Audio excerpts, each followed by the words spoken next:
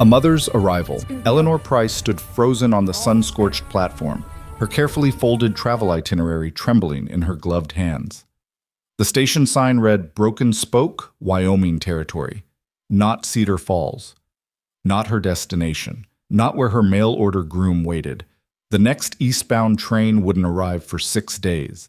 She had $3.20 to her name. Then a small voice shattered her panic. "Mama!" A dark-haired child in a faded calico dress ran toward her, arms outstretched, tears streaming down dirt-smudged cheeks. "You came back! Papa said you'd come back!" Eleanor's breath caught. This child thought she was someone else entirely. Welcome to today's story. If you're joining me for this journey of unexpected belonging and second chances, please stay until the end, hit that like button, and comment with your city so I can see how far this tale travels. Now, let's begin. The July sun beat down on the Broken Spoke station platform with merciless intensity, turning the wooden boards beneath Eleanor's boots into something close to a griddle. Heat shimmered off the iron rails, stretching endlessly in both directions. East toward the life she'd left behind in Pennsylvania, west toward the life she'd planned in Cedar Falls. But this place, this sun-bleached collection of buildings squatting in the prairie dust, was neither. Eleanor's traveling dress, already rumpled from 2 days on the train, stuck to her back. Her hair, pinned so carefully that morning in Cheyenne, had begun to escape its constraints, dark auburn strands curling against her damp neck. She read the itinerary again, though the words hadn't changed in the last 3 minutes. Arrive Cedar Falls, 2:47 p.m., July 18th. Mr. Howard Brennan will meet train. The station clock read 2:51. The sign beside it read Broken Spoke. "Miss?" The ticket agent, an elderly man with tobacco-stained whiskers, peered at her through the office window. "You getting off or staying on? Train pulls out in 2 minutes." Eleanor's mind raced. "I'm supposed to be in Cedar Falls. This isn't—" "Cedar Falls is 2 stops west. Conductor should have called it." He shrugged with the indifference of a man who'd seen countless travelers make countless mistakes. "Next westbound comes through Monday week." 6 days. The words landed like stones in her stomach. "I have to get to Cedar Falls today. There must be— Is there a coach? A wagon I could hire?" The agent laughed, a dry wheeze that turned into a cough. "Cedar Falls is 43 miles through desert country. No stage runs it. You'd need to hire a private wagon, and that'd cost you $15, maybe $20. Plus nobody'd go out in this heat anyway. You'd be risking the horses." $15. Eleanor had exactly $3.20 remaining after purchasing her train ticket from Philadelphia. The rest of her small savings, everything she'd scraped together from 3 years of teaching, had gone toward traveling clothes suitable for meeting a prospective husband, a decent trunk, and the ticket itself. The train whistle blew, sharp and final. "So Eleanor's voice faltered. "I wait here? For 6 days? Hotel's across the street. Mrs. Chen runs it clean. 2 bits a night for a room, meals extra." The agent was already turning away, shuffling papers that didn't need shuffling.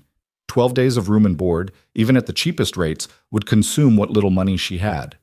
And then what? Arrive in Cedar Falls penniless, dependent on a man she'd never met, who knew her only through carefully composed letters that emphasized her education and omitted her desperation? Eleanor gripped her carpetbag tighter. Behind her, the train lurched into motion, wheels grinding against rails. The sound felt like a door closing. She turned toward the small town, if it could be called that. A wide dirt street, a mercantile, a saloon, the hotel, a 2-story structure that had once been painted white. A few houses scattered beyond, and everywhere, dust. Dust on the buildings, dust in the air, dust coating the handful of horses tied to hitching posts. This was a mistake. All of it. Leaving Philadelphia, answering Howard Brennan's advertisement, believing she could simply exchange letters with a stranger and build a life. The folly of it crashed over her with the same heat radiating from the platform boards. "Mama!" The voice cut through Eleanor's spiraling thoughts, high, desperate, filled with a hope so pure it hurt to hear. A child was running toward her. A girl, perhaps 7 or 8, thin as a willow branch in a dress that had been mended multiple times. Dark hair in 2 braids that bounced against her shoulders. and her face, streaked with tears, lit with joy that seemed impossible given the desolation of this place. "Mama, you came back!" The girl didn't slow, didn't hesitate. She crashed into Eleanor's skirts with the full force of her small body, arms wrapping around Eleanor's waist, face pressed against the dusty fabric. "Papa said you'd come back someday. He said you were just lost. But you're here now. You're really here." Eleanor stood paralyzed. The child's shoulders shook with sobs, not of sadness, but of overwhelming relief. Her small hands clutched Eleanor's dress like she might disappear if she let go. Eleanor looked around wildly. Surely someone would come. Surely this child's actual mother was nearby, would see the mistake. "Sweetheart, I think you've confused me with Lily." A man's voice, rough with exertion and something else. Alarm, perhaps. Or embarrassment. He came around the corner of the station building at a near run, hat in one hand, the other reaching out as if to catch something falling. He was tall, weathered in the way of men who worked outdoors, wearing denims and a shirt with sleeves rolled to his elbows. His hair, dark brown and overlong, fell across his forehead. When he reached them, breathing hard, Eleanor saw his eyes, gray as storm clouds, filled with apology and weariness in equal measure. "Lily, let go. Right now." His voice gentled despite its firmness. She's not." He seemed unable to finish the sentence, but the child only gripped tighter. "She is, Papa. Look at her. She has Mama's hair. She has Mama's hands. You said Mama had teacher hands, remember? Soft and—" "Lily Rose Rowan," the man's voice cracked. "Please." The child slowly loosened her grip but didn't let go entirely. She looked up at Eleanor with eyes so full of longing that Eleanor felt something shift in her chest. Brown eyes, trusting eyes, eyes that had convinced themselves of something impossible because the truth was too hard to bear. "I'm so sorry, miss." The man, her father, removed his hat completely, revealing the full extent of his discomfort. It's been 3 years since. She sometimes thinks—" He trailed off, clearly unused to explaining himself to strangers. Eleanor found her voice, though it came out softer than she'd intended. "How old are you, sweetheart?" 7.5. Lily sniffled, still watching Eleanor's face with desperate attention. "I'll be 8 in September." 3 years. This child had been 4 when she lost her mother, young enough to have the memories fade, old enough to feel the absence like a wound that wouldn't heal. "My name is Eleanor," she said gently, kneeling down so she was eye level with Lily. The platform boards were hot through her skirt, but she ignored the discomfort. "Eleanor Price. I'm a school teacher from Philadelphia. I'm traveling west to meet someone, but I got off at the wrong station by mistake." "You're a teacher?" Lily's eyes widened. "Mama was going to be a teacher before she married Papa. She told me stories about it. She said she was going to teach me to read from real books, not just the Bible." The man shifted his weight, boots scraping against wood. "Lily reads just fine. I've been teaching her myself." "Papa tries," Lily said with the brutal honesty of childhood. "But he doesn't know the hard words, and his writing is all messy." A flush crept up the man's neck. Eleanor felt an unexpected surge of sympathy. He was doing his best, clearly, alone, tired, raising a daughter who saw ghosts in the face of every auburn-haired stranger. "I'm sure your father is doing wonderfully," Eleanor said. "Reading together is what matters most." She straightened, her knees protesting, and finally met the man's eyes directly. Up close, she could see the lines around them, not from age, but from squinting into sun and wind. He couldn't be more than 35, but he carried himself like someone much older, weighed down by responsibilities that had arrived too soon. "Jacob Rowan." He extended his hand, then seemed to think better of it, wiping it on his pants first. "I run a cattle ranch about 5 miles north of town. We came in for supplies. I turned my back for 1 minute, and she—" He glanced at his daughter with a mixture of exasperation and tenderness. "She takes off running whenever she sees someone who might be—" "I understand." And Eleanor did, perhaps more than he realized. She'd seen it before in her students, children who'd lost parents, siblings, anyone who'd anchored their world. They looked for replacements everywhere. In teachers, neighbors, anyone who showed them the smallest kindness. Lily tugged on Eleanor's sleeve. "Are you staying in Broken Spoke? You could come have supper with us. Papa makes stew, but it's kind of boring, just meat and potatoes. Mama used to make it with carrots and herbs and—" "Lily, that's enough." Jacob's voice was firm, but not harsh. "Miss Price has her own plans. We need to let her—" "Actually," Eleanor interrupted, surprised by her own words, "I don't have plans. Not immediate ones, anyway." She explained the situation quickly, the wrong station, the 6-day wait, her limited funds. As she spoke, she watched his expression shift from polite concern to something more complicated. Calculation, perhaps. Or recognition of an opportunity, though she couldn't imagine what opportunity she represented. Jacob was quiet for a long moment, turning his hat in his hands. Lily remained pressed against Eleanor's side, as if physical proximity could make her wish real. "The hotel's not the worst place," he finally said, "but it's not the best either, Mrs. Chen is honest, but the rooms are small and the walls are thin. 6 days there would eat through your money and leave you with nothing for meals." He paused, seeming to wrestle with something. "My ranch house has a spare room. My wife's—" He stopped, corrected himself. "A spare room. You could stay there until the train comes. No charge. As thanks for being kind to Lily just now." Most folks would have been harsher about the mistake. Eleanor blinked. "I couldn't possibly impose on—" "You'd be doing me a favor." Jacob's voice was gruff, but his eyes held something genuine. "Lily's been asking for a woman's company, someone to talk to about things I don't understand, and the house is—" He trailed off, but Eleanor could fill in the gap. Empty. Quiet.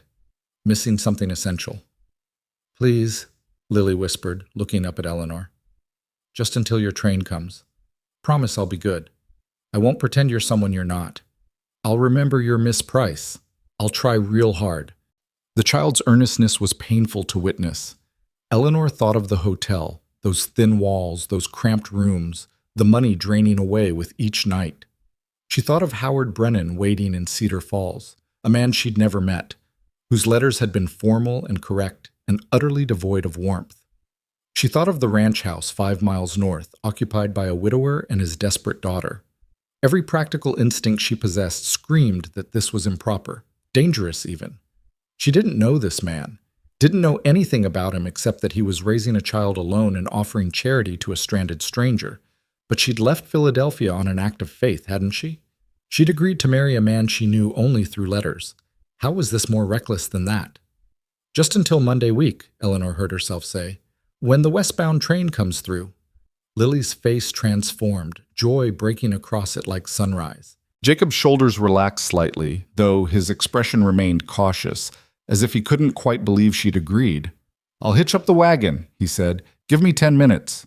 He walked away toward the mercantile, leaving Eleanor alone with Lily, who was now gripping her hand and chattering about the ranch, about the chickens, and the one cow that sometimes let you scratch her ears, and the creek that ran behind the house where you could catch crawdads if you were patient.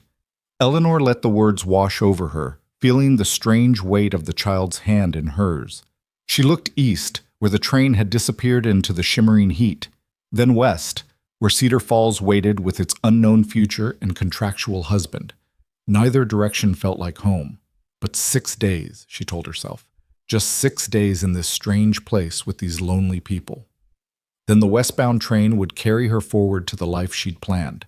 Everything would proceed as it was supposed to. The lie tasted like dust on her tongue. The wagon was old but well-maintained, its bed loaded with supplies from the mercantile, flour sacks, coffee, a new bucket, coils of rope. Jacob helped Eleanor up to the bench seat with an efficiency that suggested he was more comfortable with actions than words. Lily scrambled up between them, wedging herself against Eleanor's side despite the heat. As they rolled out of Broken Spoke, Eleanor watched the town recede behind them. The hotel, the station, the last connection to her planned route. The prairie opened up around them, endless grass the color of old gold, broken occasionally by rocky outcroppings and stubborn cottonwoods clustered near dry creek beds. "It's another hour to the ranch," Jacob said, his first word since they'd left town. "Road's rough in places. You might want to hold on. Eleanor gripped the edge of the bench. The wagon lurched over a rut, and Lily giggled, clearly delighted by the roughness her father had warned about. How long have you lived here? Eleanor asked, more to fill the silence than from genuine curiosity. All my life. This land belonged to my father. He settled it back in '68, right after the war. Built the original cabin himself. Jacob's voice carried a quiet pride. I was born in that cabin. So was Lily. And your wife? Eleanor regretted the question immediately, but it was too late to take it back. Jacob's jaw tightened. Lily went still beside her. The only sounds were the creak of the wagon and the steady clip of the horse's hooves. Sarah, he finally said, and the name was careful on his tongue, as if he had to remember how to shape it. She died when Lily was 4. Fever. It came on fast. By the time I could get the doctor out from Broken Spoke, it was too late. He didn't look at Eleanor, keeping his eyes on the road ahead. She was 26 years old. 26. Eleanor was 28. This woman, Sarah, had been younger than Eleanor when she died. Had married younger, had a child younger, lost everything younger. I'm very sorry, Eleanor said quietly. Mama used to sing, Lily offered, her voice small but determined, as if she needed to make her mother real through words. She knew all the songs, and she made bread that tasted like honey, even though there wasn't honey in it. And she painted flowers on my dresser drawer so I'd have something pretty to look at. Jacob's hands tightened on the reins. Eleanor looked down at the child pressed against her side. She sounds like she was wonderful. She was, Lily nodded firmly. Papa says I look like her. Same hair, but I have his eyes. You have her stubbornness, Jacob muttered, but there was affection beneath the gruffness. They rode in silence for a while. The sun beat down relentlessly, and Eleanor was grateful for the bonnet that shaded her face. The landscape seemed to go on forever, unchanging except for the occasional hawk circling overhead or a cluster of cattle in the distance. Do you have children, Miss Price? Lily asked suddenly. No, I'm not married. But you're going to be married. You said you were traveling to meet someone. Eleanor hesitated. How much should she reveal to this child? To this man she barely knew? But dishonesty seemed wrong, especially given their kindness. I've been corresponding with a gentleman in Cedar Falls, she said carefully. Mr. Howard Brennan. He owns a dry goods store there. We've exchanged letters for 6 months. He's offered marriage, and I've accepted. You've never met him? Jacob's tone was neutral, but Eleanor detected something beneath it. Judgment, perhaps, or concern. No, but his letters were very proper. He seems like a good man, stable. He wants a wife who can help with the store's bookkeeping and who might teach his nieces and nephews when they visit. Romantic, Jacob said dryly. Eleanor felt heat rise to her face that had nothing to do with the sun. Not everyone marries for romance, Mr. Rowan. Some of us make practical arrangements. I know. His voice softened. I didn't mean offense. It's just, my wife and I, we married for love. I can't imagine it any other way. The words hung in the air between them. Eleanor wanted to explain that love was a luxury, that women like her, 28, unmarried, with no family to speak of, didn't have the privilege of waiting for passion. But she said nothing. What if you don't like him? Lily asked. When you meet him in person? Then Eleanor stopped. What would she do? She'd spent her last money on the train ticket, had nowhere to return to. Then I'll make the best of it, she finished quietly. Lily frowned, clearly dissatisfied with this answer, but before she could press further, Jacob pointed ahead. There. That's home.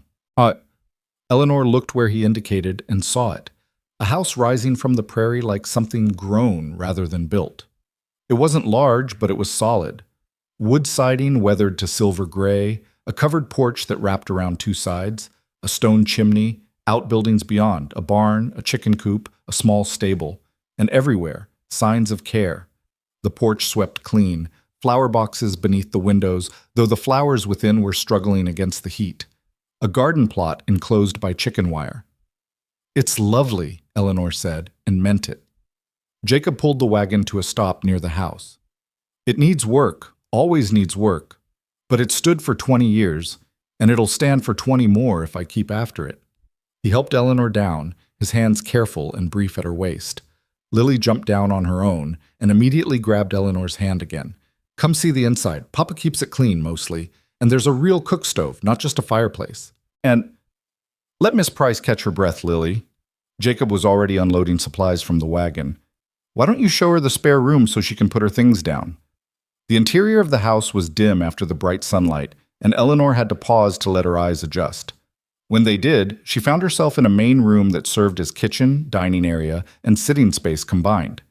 The furniture was simple but well made: a table with 4 chairs, a rocking chair near the fireplace, shelves holding dishes and books. Everything was clean, meticulously so, as if Jacob spent his evenings scrubbing away evidence of emptiness. But it was the small touches that caught Eleanor's attention. A child's drawing pinned to the wall, horses in a field, rendered with more enthusiasm than skill. A quilt draped over the rocking chair, its pattern careful and beautiful. Flowers in a jar on the table, already wilting but present nonetheless. Someone had made a home here, and someone was still trying to keep it one. This way! Lily tugged Eleanor toward a narrow hallway. The spare room was small, barely large enough for the narrow bed and dresser it contained, but the window looked out over the prairie, and someone had left wildflowers on the dresser in a blue glass bottle. The bed was made with crisp sheets and a light quilt. Mama's quilt, Lily said softly, touching it. Papa said it was okay to put it in here, since you're our guest. Eleanor set her carpetbag down carefully, moved by this small gesture. It's beautiful. Did your mother make it? She made lots of quilts. Papa still has some put away in the chest in his room. Lily hesitated. He doesn't like to look at them much. Says it makes him too sad. From the main room came the sounds of Jacob moving around, putting supplies away, trying to make noise so they'd know where he was, giving them privacy while ensuring his presence was known. It was the action of a man trying to be proper in an improper situation. Eleanor knelt down in front of Lily. I want you to understand something very important. I'm grateful to be here. Your father is being very kind, but I'm not your mother. I can't be. And in less than a week, I'll be leaving on that westbound train. Do you understand? Lily's lower lip trembled, but she nodded. I understand, Miss Price. I'll try to remember. She paused. But could you, while you're here, could you maybe teach me some? Real teaching, like you did in Philadelphia? I'd be happy to, Eleanor said gently. The child's face brightened, and she threw her arms around Eleanor's neck in an impulsive hug before darting away, calling for her father. Eleanor stayed kneeling on the floor of the spare room, surrounded by someone else's belongings, in someone else's life. Through the window, she could see prairie stretching to the horizon, broken only by the shadows of clouds moving across the grass. Somewhere beyond that horizon was Cedar Falls. Howard Brennan. The future she'd planned. But for now, for 6 days, she was here. In this house that grief had hollowed out. With this man who carried loss like a weight on his shoulders. And this child who saw mothers in the faces of strangers. Eleanor rose and smoothed down her skirt. From the main room came the sound of Lily's laughter and Jacob's low reply. Simple domestic sounds, the kind she'd imagined having someday in some distant future. She took a breath and went to join them, telling herself it was only temporary. The lie still tasted like dust. Supper that evening was indeed Jacob's stew, venison, potatoes, onions, nothing more. He served it with bread that was edible but dense, the work of someone who baked from necessity rather than skill. They ate at the simple table, Lily chattering between bites about everything and nothing, while Jacob and Eleanor maintained a careful courtesy. The stew is very good, Eleanor offered. It's plain, Jacob said bluntly, but it keeps us fed. After the dishes were cleared, Eleanor insisted on helping despite Jacob's protests. Lily appeared with a worn primer and a hopeful expression. Would you look at my reading, Miss Price, just for a minute? They sat together on the porch as the sun set, painting the prairie in shades of amber and rose. Lily read haltingly but earnestly, stumbling over larger words but pushing through with determination. Eleanor listened, offered gentle corrections, praised her effort. Jacob worked nearby, mending a piece of harness, but Eleanor could feel his attention on them, listening, judging, perhaps, whether she was kind to his daughter, whether her teaching was true. When Lily finished the passage, Eleanor closed the book. You read very well. Your father has taught you excellently. Could you teach me more while you're here? Lily's eyes were bright with hope. Papa said I should ask properly, not just expect. Eleanor glanced at Jacob, who'd gone still over his mending. The question was there in his posture. Would you? Could you? Yes, Eleanor said. Every day until I leave, we'll have lessons. Lily whooped and hugged the primer to her chest before running inside to get ready for bed. Jacob set aside the harness and came to lean against the porch rail, looking out at the darkening land. You didn't have to agree to that.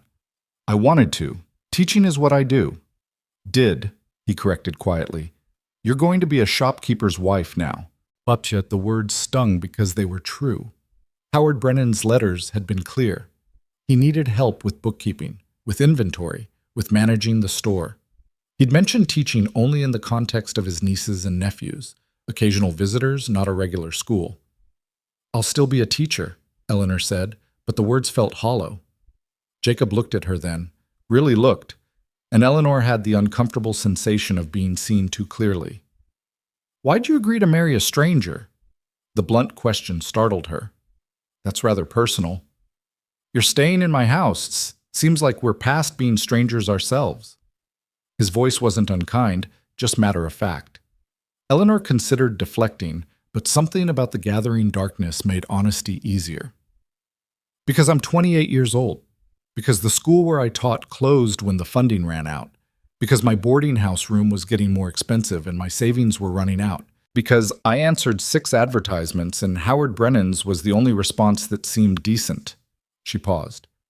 Because staying in Philadelphia meant becoming a seamstress or a laundress or a shop girl, and even those positions are hard to come by. At least this way I'll have security. A place. A purpose. Even if it's just managing inventory and keeping books. Jacob absorbed this in silence. That's a lot of practical reasons. I'm a practical person. Are you? He pushed away from the rail.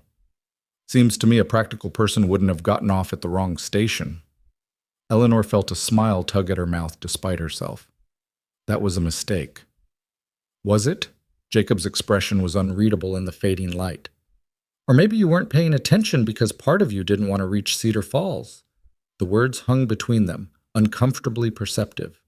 Before Eleanor could respond, Lily called from inside, needing help with her nightgown buttons. Eleanor escaped gratefully, leaving Jacob alone on the porch with the darkness and whatever thoughts he kept to himself. Later, lying in the narrow bed beneath Sarah Rowan's quilt, Eleanor listened to the sounds of the house settling. Footsteps as Jacob checked the doors, banked the fire, the creak of his bedroom door. Then silence, broken only by the wind moving through the grass outside her window. She thought of Howard Brennan waiting in Cedar Falls. Patient, proper Howard with his carefully written letters and his dry goods store and his need for a wife who could keep books and teach occasional visiting children. She thought of Jacob Rowan, blunt and grieving and honest, raising his daughter alone in this house full of ghosts. 6 days, she reminded herself. Just 6 days. And then the westbound train would carry her forward to the life she'd planned. But as sleep finally claimed her, Eleanor's last conscious thought was of Lily's small hand in hers and the way the child had said "Mama" with such desperate hope. And she wondered for the first time if getting off at the wrong station might have been the first right thing she'd done in a very long time. Morning arrived with the smell of coffee and the sound of chickens complaining outside Eleanor's window. She woke disoriented, forgetting for a moment where she was, why sunlight was streaming through an unfamiliar window at an unfamiliar angle. Then memory returned. The wrong station, the desperate child, the widower's unexpected offer. She dressed quickly in her second traveling dress, pinned her hair with efficient fingers, and emerged from the spare room to find the main room empty, but the coffee pot still warm on the stove. Through the window, she saw Jacob near the barn, already deep into his morning work. Lily sat on the porch steps, scratching something in the dirt with a stick. Eleanor poured herself coffee and stepped outside. The air was already warming, promising another scorching day, but the morning light made everything look softer. The prairie grass moved in waves under a slight breeze. In the distance, cattle grazed, dark shapes against the gold. "Papa's been up since before sunrise," Lily said without looking up from her dirt drawings. He's always up before sunrise. He says ranchers don't get to sleep late. What are you drawing? Letters. You said we'd have lessons every day, so I'm practicing. She held up the stick proudly, displaying a crooked alphabet stretching across the swept dirt. See? I remember all of them. Eleanor settled onto the step beside her. That's wonderful, but let's use paper and a real pencil, shall we? You'll learn better that way. Lily's face fell slightly. We don't have much paper. Papa says it's expensive and we shouldn't waste it. I have paper in my bag and pencils. We'll use mine. The child's expression transformed. Really? Your own paper? A teacher always travels with paper, Eleanor said, though the truth was she'd brought it hoping to write letters to Howard Brennan during her journey, letters that would arrive before she did and demonstrate her education and refinement. Those letters seemed less important now. They spent the next hour on the porch, Eleanor guiding Lily through proper letter formation, correcting her grip on the pencil, praising her focus. The child was bright, eager, soaking up instruction like parched ground soaks up rain. She'd been taught the basics well enough, Jacob had done that much, but she needed more. Structure, challenge, so someone who understood that teaching wasn't just about getting through a primer, but about opening doors in a young mind. Jacob appeared around mid-morning, leading one of the horses. He stopped when he saw them, something unreadable crossing his face. Lessons already? Lily was ready to start, Eleanor said. I hope that's all right. It's fine, he hesitated. I need to ride out to the north pasture, check on some fence line. I'll be back by early afternoon. There's bread and cheese in the larder if you get hungry before then. We'll manage, Eleanor assured him.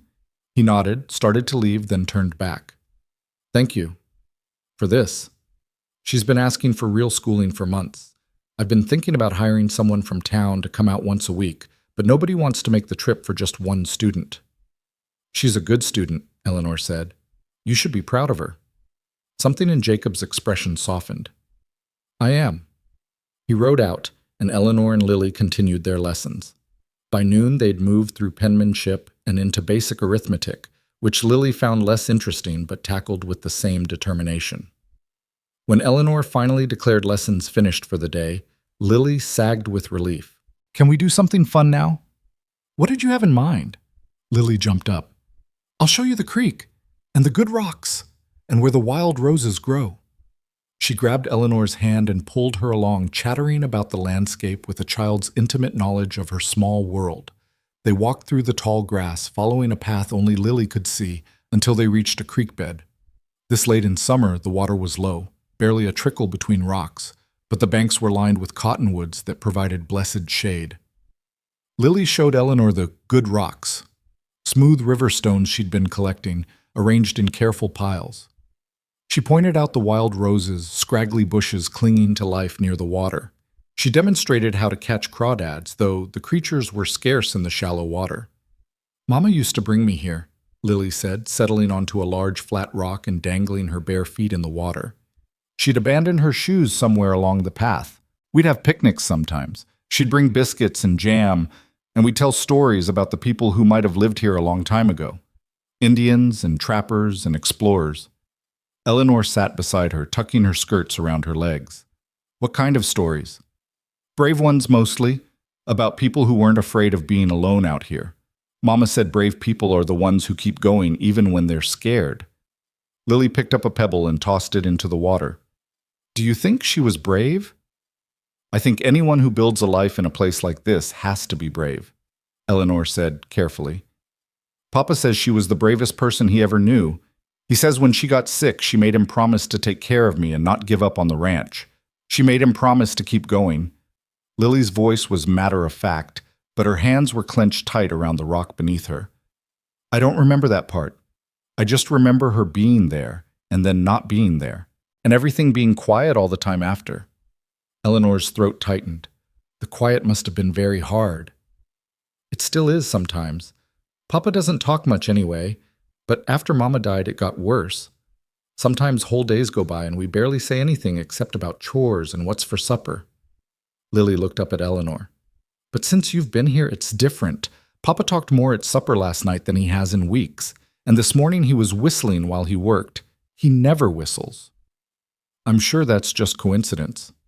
No, Lily said with a child's certainty. It's because you're here. Because the house doesn't feel so empty. Eleanor didn't know how to respond to that. The silence stretched between them, filled only by the creek's quiet burble and the rustle of leaves overhead. Miss Price? Lily's voice was small. When you go to Cedar Falls and marry Mr. Brennan, will you be happy? The question landed like a stone in still water, sending ripples through Eleanor's carefully constructed certainty. I hope so, she said finally. That's not a yes. It's an honest answer. Lily absorbed this. I think you should only marry someone if you're sure you'll be happy. Otherwise, what's the point? Sometimes adults have to make choices that aren't about happiness, Eleanor said gently. Sometimes we have to be practical. That sounds sad. It was sad, Eleanor realized.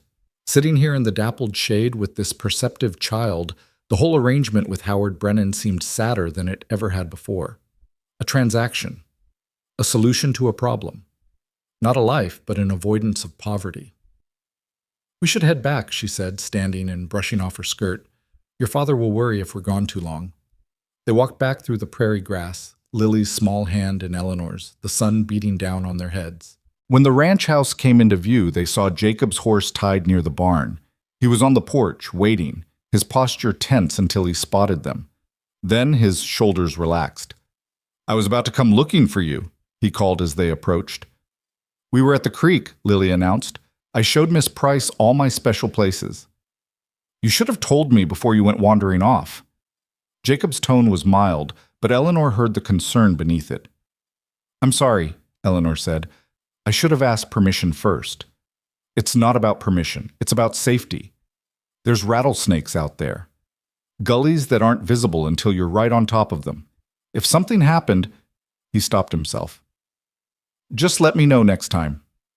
There won't be many next times, Eleanor reminded him quietly. I'll be leaving in 5 days. Something flickered across Jacob's face. Disappointment, maybe, or relief. Right, 5 days. Lily tugged on his sleeve. Papa, I learned so much this morning. Miss Price taught me how to make my letters perfect, and we did sums, and she says tomorrow we can start reading a real book, not just the primer. That's good, Sprout. Jacob's hand settled on his daughter's head with unconscious affection. Why don't you go wash up? You've got creek mud all over you. After Lily scampered inside, Jacob turned to Eleanor. You don't have to spend all your time teaching her. You're a guest here. I want to teach her.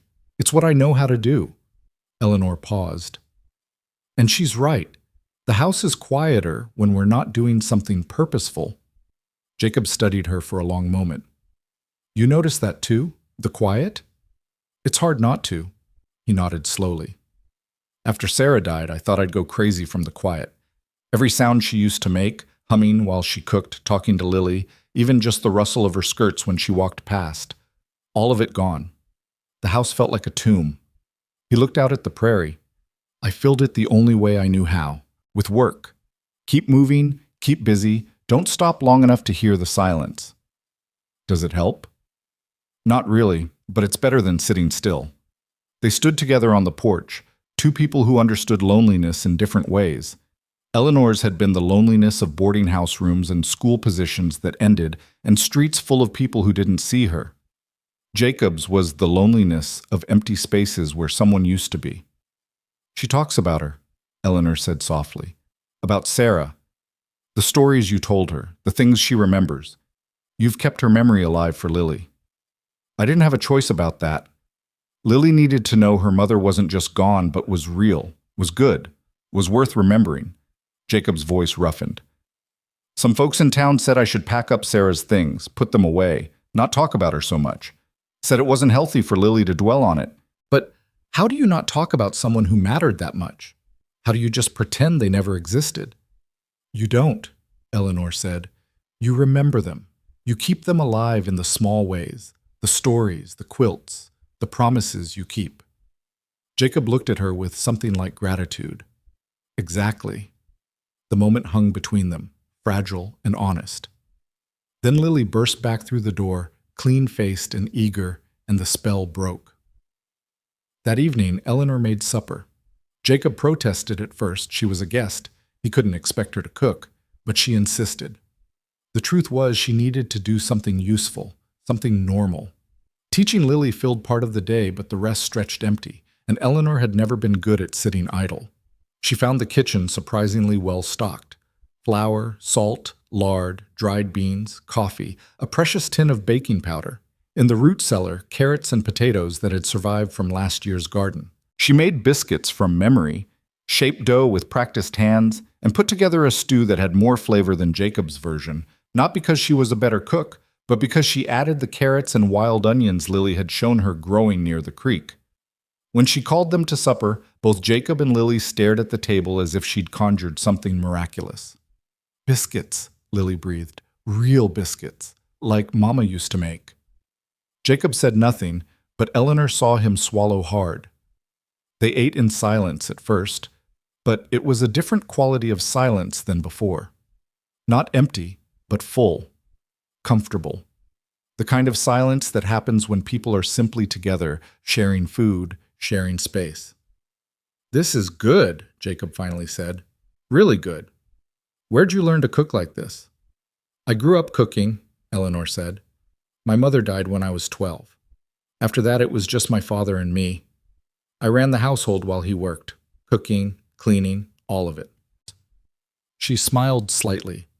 "Teaching came later when my father saved enough to send me to normal school, but cooking, that I learned young, out of necessity." "Your father's still alive?" Jacob asked. "No, he passed 4 years ago. Heart gave out."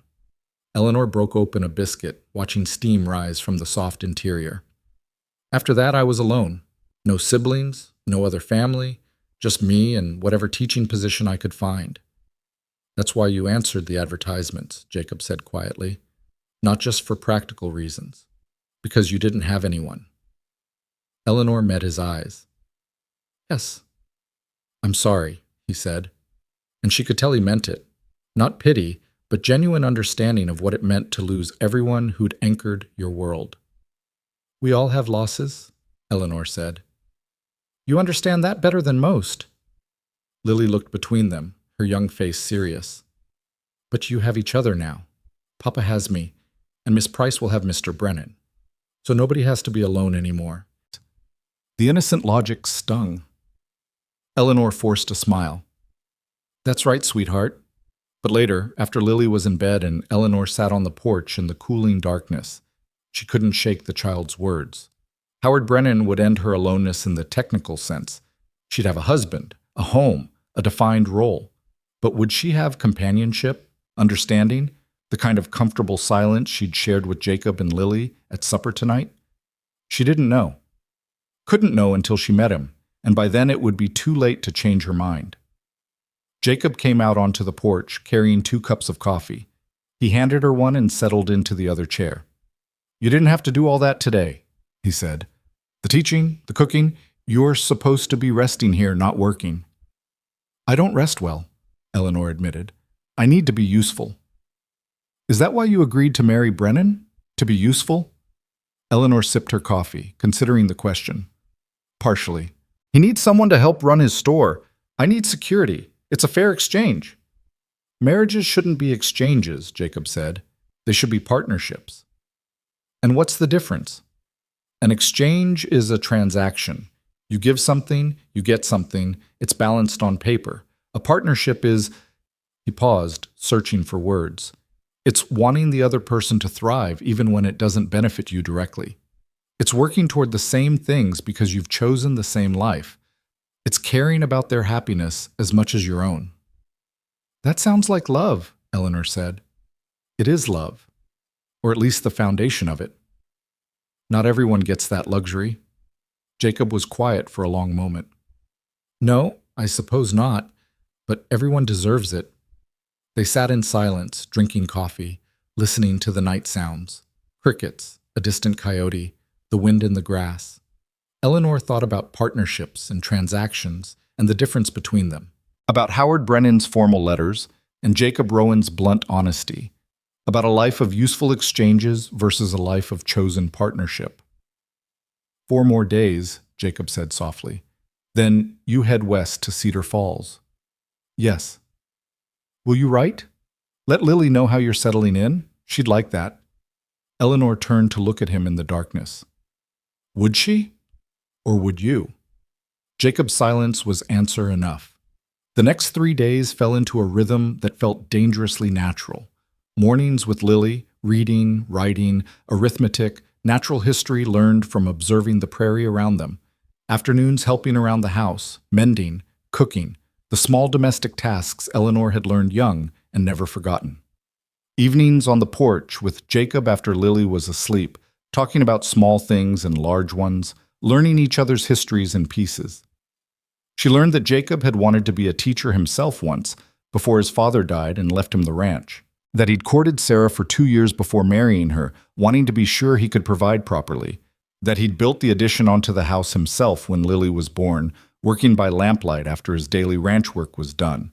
He learned that Eleanor had once wanted to open her own school for girls, teaching them not just reading and sums, but practical skills that would let them support themselves. That she'd lost that dream when the funding dried up and positions became scarce. That she'd answered Howard Brennan's advertisement on a Tuesday evening in March, when her landlady had raised the rent again and Eleanor had counted her remaining savings 3 times, hoping the total would somehow be different. They didn't talk about feelings, didn't acknowledge the ease growing between them, the way conversations flowed without effort, the comfortable silences.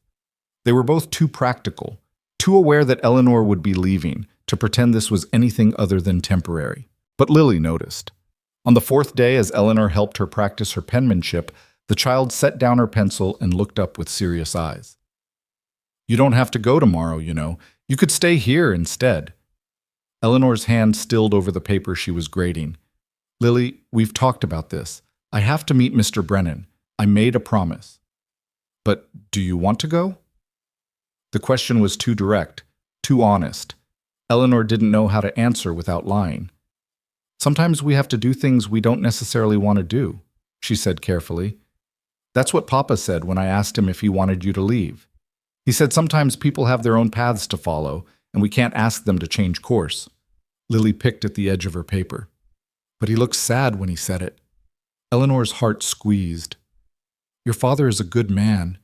He knows I have obligations. But what if you stayed and became our family instead? Papa likes you, I can tell. And I like you. And we could all be together and nobody would have to be sad anymore. Oh, sweetheart. Eleanor set aside the papers and pulled Lily close. It's not that simple. Why not? Because I barely know your father. Because I've made commitments. Because staying would mean abandoning the security I've planned for. Gambling on something uncertain.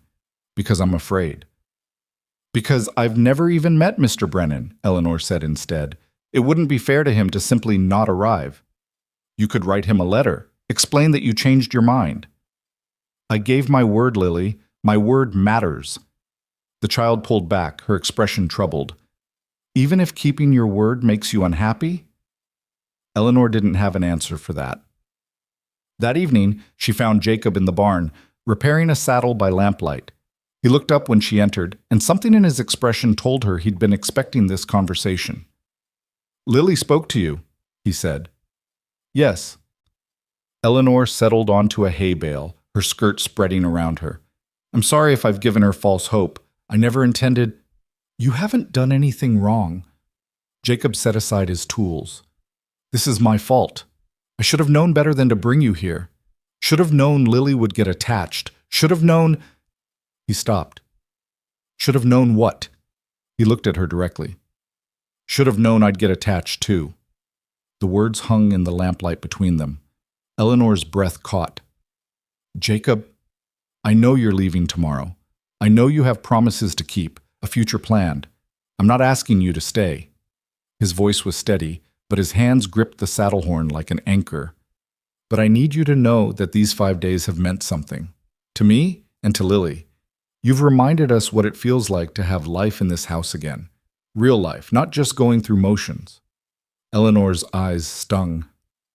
It's meant something to me too. More than I expected. But not enough to stay. I can't. The words came out as a whisper. I don't have the luxury of changing plans on a feeling. I need security, stability, a place in the world that's defined and certain. And you think a stranger in Cedar Falls will give you that? I think a formal arrangement gives me that. Roles, responsibilities, expectations clearly laid out. No confusion, no uncertainty. No risk, Jacob said quietly. That's what you really mean. No risk of being disappointed, of being left, of losing something you've let yourself care about. Eleanor stood abruptly. That's not fair. Maybe not, but it's true. Jacob stood as well, moving closer. You're scared, Eleanor, just like I'm scared. We've both lost people, both learned that caring about someone means risking pain when they leave.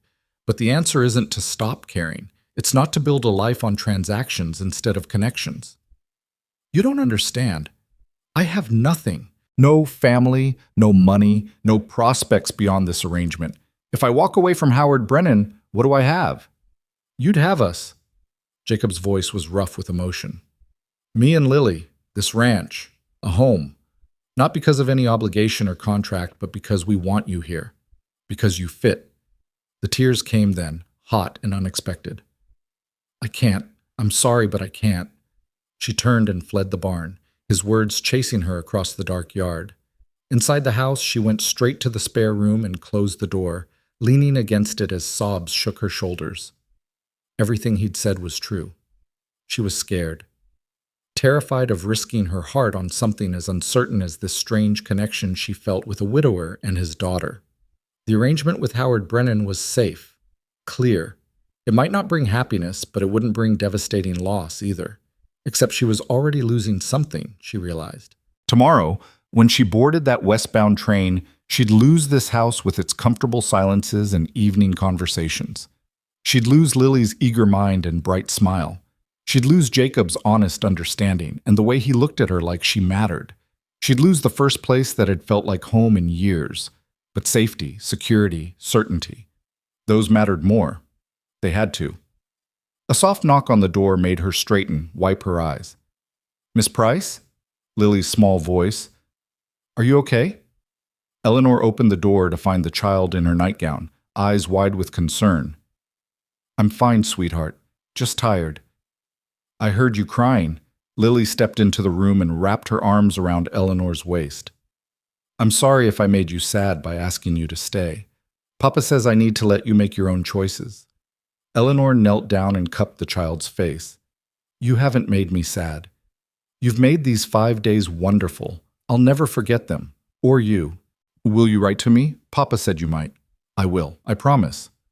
And you'll be happy in Cedar Falls with Mr. Brennan? Eleanor couldn't lie to this child. I'll try to be. Lily hugged her tightly. Okay, that's good enough, I guess. After the child returned to bed, Eleanor packed her carpet bag with slow, deliberate movements. Everything had to fit perfectly. Her spare dress, her toiletries, her teaching materials. Tomorrow she'd put on her traveling suit, pin her hair, and become the woman Howard Brennan expected. Refined, educated, ready to fulfill her role as shopkeeper's wife. She pulled out the letters she'd received from him over the past 6 months and read them again by lamplight. They were perfectly proper, respectful. They outlined his expectations clearly. Assistance with the store, management of household accounts, occasional educational supervision of visiting relatives. He promised fair treatment, a comfortable home, and social respectability. Everything a practical woman could want. Nothing her heart actually needed. Eleanor folded the letters and tucked them away. Tomorrow. Tomorrow she'd board that train and move forward with her planned life. Tonight, she'd allow herself this grief for what might have been. Outside her window, the prairie wind whispered through the grass, and somewhere in the house, Jacob sat awake in the darkness, wrestling with his own regrets. 4 days had changed everything, and tomorrow, Eleanor would walk away from all of it. Eleanor woke before dawn to the sound of Jacob moving around in the kitchen. She lay still for a moment, staring at the ceiling in the gray pre-dawn light, letting the reality settle over her like a weight. Today, the westbound train, Cedar Falls, Howard Brennan, the life she'd promised to build with a stranger. She rose and dressed in her traveling suit, the same one she'd worn when she'd stepped off the train 6 days ago. It felt foreign now, too formal, too confining after days of wearing her simpler dress around the ranch. She pinned her hair with careful precision, tucked Howard's letters into her bag, and took one last look around the small room that had sheltered her. Sarah's quilt lay folded at the foot of the bed. Eleanor ran her hand over it, feeling the careful stitches, imagining the woman who'd made it. A woman who'd built a life here, who'd loved and been loved, who'd left behind a husband and daughter still aching from her absence. A woman Eleanor would never meet but somehow understood. When she emerged from the room, Jacob was at the stove pouring coffee. He looked like he hadn't slept, dark circles under his eyes, his hair uncombed. He glanced up when she entered, and something painful flickered across his face before he masked it. "Coffee's ready? I made eggs and biscuits. Figured you should eat before the journey." "Thank you." Eleanor's voice sounded stiff even to her own ears. They ate in silence, the scrape of forks against plates unnaturally loud. Lily appeared halfway through the meal, already dressed, her face set in careful blankness that was worse than tears would have been. "Morning, Miss Price," she said quietly, sliding into her chair. "Good morning, Lily." The child picked at her food without eating.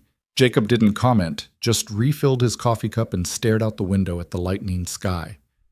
When breakfast was finished, Jacob pushed back from the table. "I'll hitch up the wagon. We should leave soon if you're going to make the 10 o'clock train." He went outside, leaving Eleanor and Lily alone. The child climbed down from her chair and came to stand beside Eleanor, not touching, just close. "I know I said I wouldn't be sad," Lily whispered, "but I am anyway." Eleanor pulled her into a hug, fierce and tight. "I'm sad too, sweetheart, but we both knew this day was coming." "Knowing doesn't make it easier." "No," Eleanor agreed, her throat tight. "It doesn't." She held the child a moment longer, memorizing the weight of her, the smell of soap and prairie wind in her hair, the way her small arms wrapped around Eleanor's waist. Then she gently set her back. "You're going to keep studying, aren't you? Practice your letters every day?" Lily nodded. "Papa promised to help me, and maybe someday I'll go to a real school." "You will. You're bright enough for anything you set your mind to." Eleanor touched the child's cheek. "Don't let anyone tell you otherwise." Jacob appeared in the doorway. "Wagon's ready?" Eleanor picked up her carpet bag, took one last look around the house that had briefly felt like home, and followed him outside. Lily trailed behind, silent now, her earlier chatter completely extinguished. The ride into Broken Spoke stretched endlessly and passed too quickly all at once. Jacob kept his eyes on the road, hands steady on the reins. Lily sat between them as before, but instead of pressing close to Eleanor, she huddled against her father's side. Eleanor understood. The child was already protecting herself from the loss, pulling back before it could hurt worse. Smart girl. Eleanor wished she'd been as wise. "You'll write when you arrive?" Jacob finally said, his voice carefully neutral. "Let us know you got there safe." "Of course." "And if—" He stopped, then started again. "If things don't work out the way you hope, if Brennan isn't what you expected, you could—" "Jacob, don't." Eleanor couldn't bear it. "Please." He fell silent, jaw tight. They reached Broken Spoke with an hour to spare before the train arrived. Jacob pulled the wagon up to the station platform, set the brake, and climbed down. He helped Eleanor down with the same careful, brief touch he'd used 6 days ago, then lifted Lily down after her. "I need to pick up supplies from the mercantile," he said. "Lily, you stay with Miss Price until the train comes." It was an excuse to leave, Eleanor realized. He couldn't stand here on the platform and watch her go. She understood that too. "Jacob." She caught his arm as he turned away. He looked at her, really looked at her, and the raw emotion in his eyes nearly undid her resolve, pain, longing, resignation, and beneath it all, a question he wouldn't ask aloud. "Stay. Please stay." "Thank you," she whispered, "for everything, for your kindness, for sharing your home, for—" Her voice broke. "For reminding me what it feels like to belong somewhere." His hand covered hers where it rested on his arm. "You always belonged there, Eleanor, from the first day. You just couldn't let yourself believe it." Then he walked away, across the dusty street toward the mercantile, his shoulders rigid with the effort of not looking back. Eleanor sank onto the bench on the platform, and Lily climbed up beside her. They sat together in the morning heat, watching the town wake up around them. The hotel door opened, releasing the smell of coffee and bacon. A dog trotted past, intent on its own business. The ticket agent opened his window and gave Eleanor a nod. "Heading west today, miss?" "Yes, to Cedar Falls." "Good town, Cedar Falls. Bigger than Broken Spoke. More opportunities." He seemed to sense the heaviness in the air and added kindly, "You'll do well there, I'm sure." Eleanor managed a smile. "Thank you." The minutes crawled by. Lily swung her legs, watching her bare toes, saying nothing. Eleanor tried to think of comforting words and found none. What comfort was there in a goodbye neither of them wanted? Finally, the child spoke. "Will you forget about us, once you have your new life?" "Never," Eleanor said fiercely. "I could never forget you, Lily, or your father. But you'll be busy with the store and Mr. Brennan and everything. You'll have new things to think about." "That doesn't mean I'll forget what came before." Eleanor took the child's hand. "You gave me something precious these past 6 days. You made me feel needed, wanted. That's not something I'll forget just because geography changes." "Then why are you leaving?" The question was small, confused, achingly honest. Eleanor searched for an answer that would make sense to a 7-year-old, but the truth was she barely understood her own reasoning anymore. Safety and security had seemed so important 6 days ago. Now they felt like cold comfort compared to what she was walking away from. "Because I'm scared," she finally admitted. "Because staying would mean taking a risk, and I've spent so long trying to avoid risks that I don't know how to take them anymore." Lily absorbed this. "That sounds like a bad reason." "It probably is. Papa's scared too, of lots of things, but he says being scared doesn't mean you should run away. It means you should be brave and do the right thing anyway." Out of the mouths of children, Eleanor thought, this 7-year-old had more wisdom than she'd managed to accumulate in 28 years. Before she could respond, a whistle sounded in the distance. The westbound train right on schedule. Eleanor felt her stomach drop. Lily's hand tightened around hers. "It's not too late. You could change your mind." "I've given my word to Mr. Brennan. I've made commitments." "But what about your commitment to yourself, to being happy?" The train appeared around the bend, growing larger, louder, more inevitable with each second. Eleanor stood, picking up her carpetbag with a hand that trembled slightly. Jacob emerged from the mercantile, empty-handed, his errand clearly just an excuse. He crossed the street and came to stand on the platform, a few feet away, giving them space but unable to stay away entirely. The train pulled into the station with a screech of brakes and a blast of steam. The conductor stepped down, calling out the stop. "Broken Spoke, 10-minute stop! Boarding for Cedar Falls, Cheyenne, and points west." Eleanor looked at Jacob.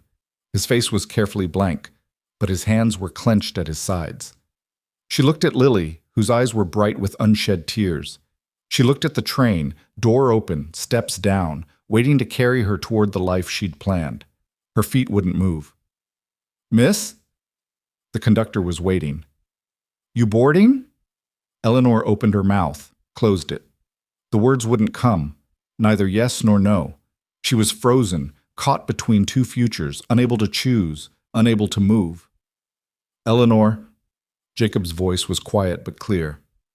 "Whatever you decide, it's your choice, no one else's. You don't owe me anything. You don't owe Lily anything. The only person you owe is yourself." The kindness in those words, the absolute absence of pressure or manipulation, broke something loose in her chest. "What do I owe myself?" she whispered. "Happiness. A real life, not just survival. The chance to be loved for who you are, not what you can provide." Jacob took a step closer. "But if you think you'll find that in Cedar Falls, then you should go. I won't stand in your way. And if I think I might find it here?" His breath caught. "Then stay. Stay and let us try. No promises, no obligations, just the three of us figuring out if this could be something real." "Miss!" The conductor was impatient now. "Train's leaving." Eleanor looked at the open door. She thought of Howard Brennan with his careful letters and practical arrangements. She thought of a life keeping books and managing inventory and teaching the occasional visiting child. Safe, secure, completely, utterly alone in all the ways that mattered. Then she thought of mornings teaching Lily, of evenings on the porch with Jacob, of a house that had felt more like home in 6 days than anywhere had in years. The train whistle blew. Eleanor set down her carpetbag. "I'm not boarding," she said. The conductor shrugged, unconcerned, and swung back aboard. The train lurched into motion, wheels grinding against rails, pulling away from the platform. Eleanor watched it go, watched her planned future disappear into the distance, and felt a strange lightness settle over her, terror and relief in equal measure. Lily launched herself at Eleanor, nearly knocking her over with the force of the hug. "You're staying! You're really staying!" Eleanor held her tight, laughing and crying at the same time. "I'm staying, for now, to see if—" She looked over Lily's head at Jacob, who hadn't moved, who was staring at her like he couldn't quite believe what had just happened. "To see if this is real." He crossed the distance between them in 3 long strides and pulled them both into his arms. Eleanor felt the solid warmth of him, the way his heart hammered against her shoulder, the tremor in his hands as they pressed against her back. "It's real," he said roughly. "I promise you it's real." They stood like that for a long moment, 3 people clinging together on a dusty platform while the town went about its morning business around them. When they finally separated, Jacob kept one hand on Eleanor's shoulder, as if afraid she might vanish. "What about Brennan?" he asked.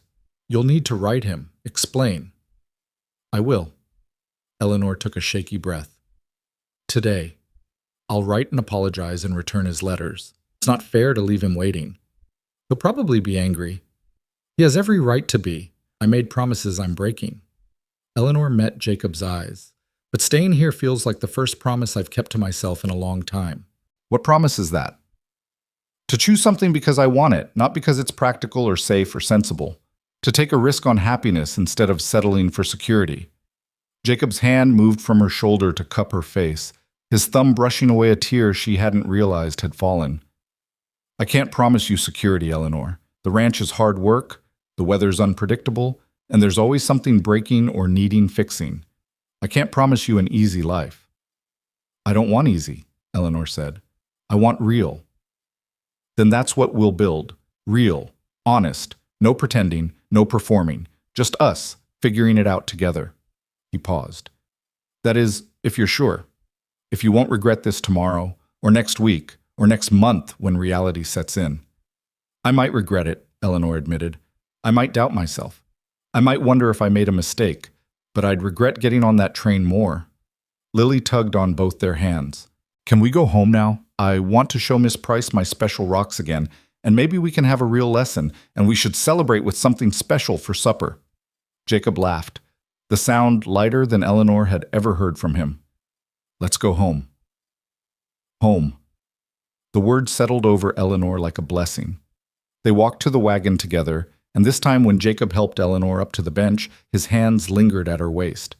This time when they rode out of Broken Spoke, Lily sat between them chattering excitedly about all the things they'd do now that Miss Price was staying. And this time when the town disappeared behind them, Eleanor felt no regret, only a cautious, fragile hope. The ride back passed quickly, filled with Lily's plans and questions.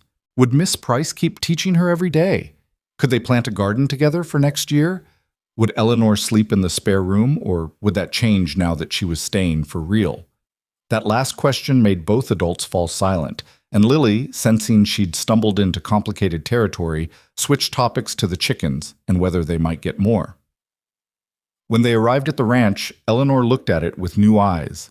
Not a temporary shelter, but a potential home. The weathered house, the outbuildings, the prairie stretching endlessly in all directions. Beautiful in its starkness, honest in its challenges. Jacob helped her down from the wagon, and this time neither of them pulled away quickly.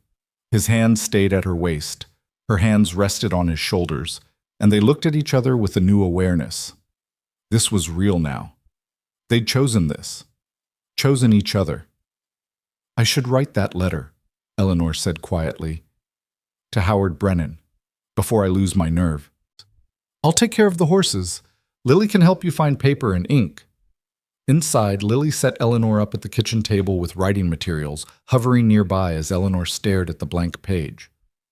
"How did you tell a man you'd never met that you wouldn't be marrying him after all? that you'd gotten off at the wrong station and found something unexpected, something that mattered more than the careful plans you'd made? Eleanor took a breath and began to write.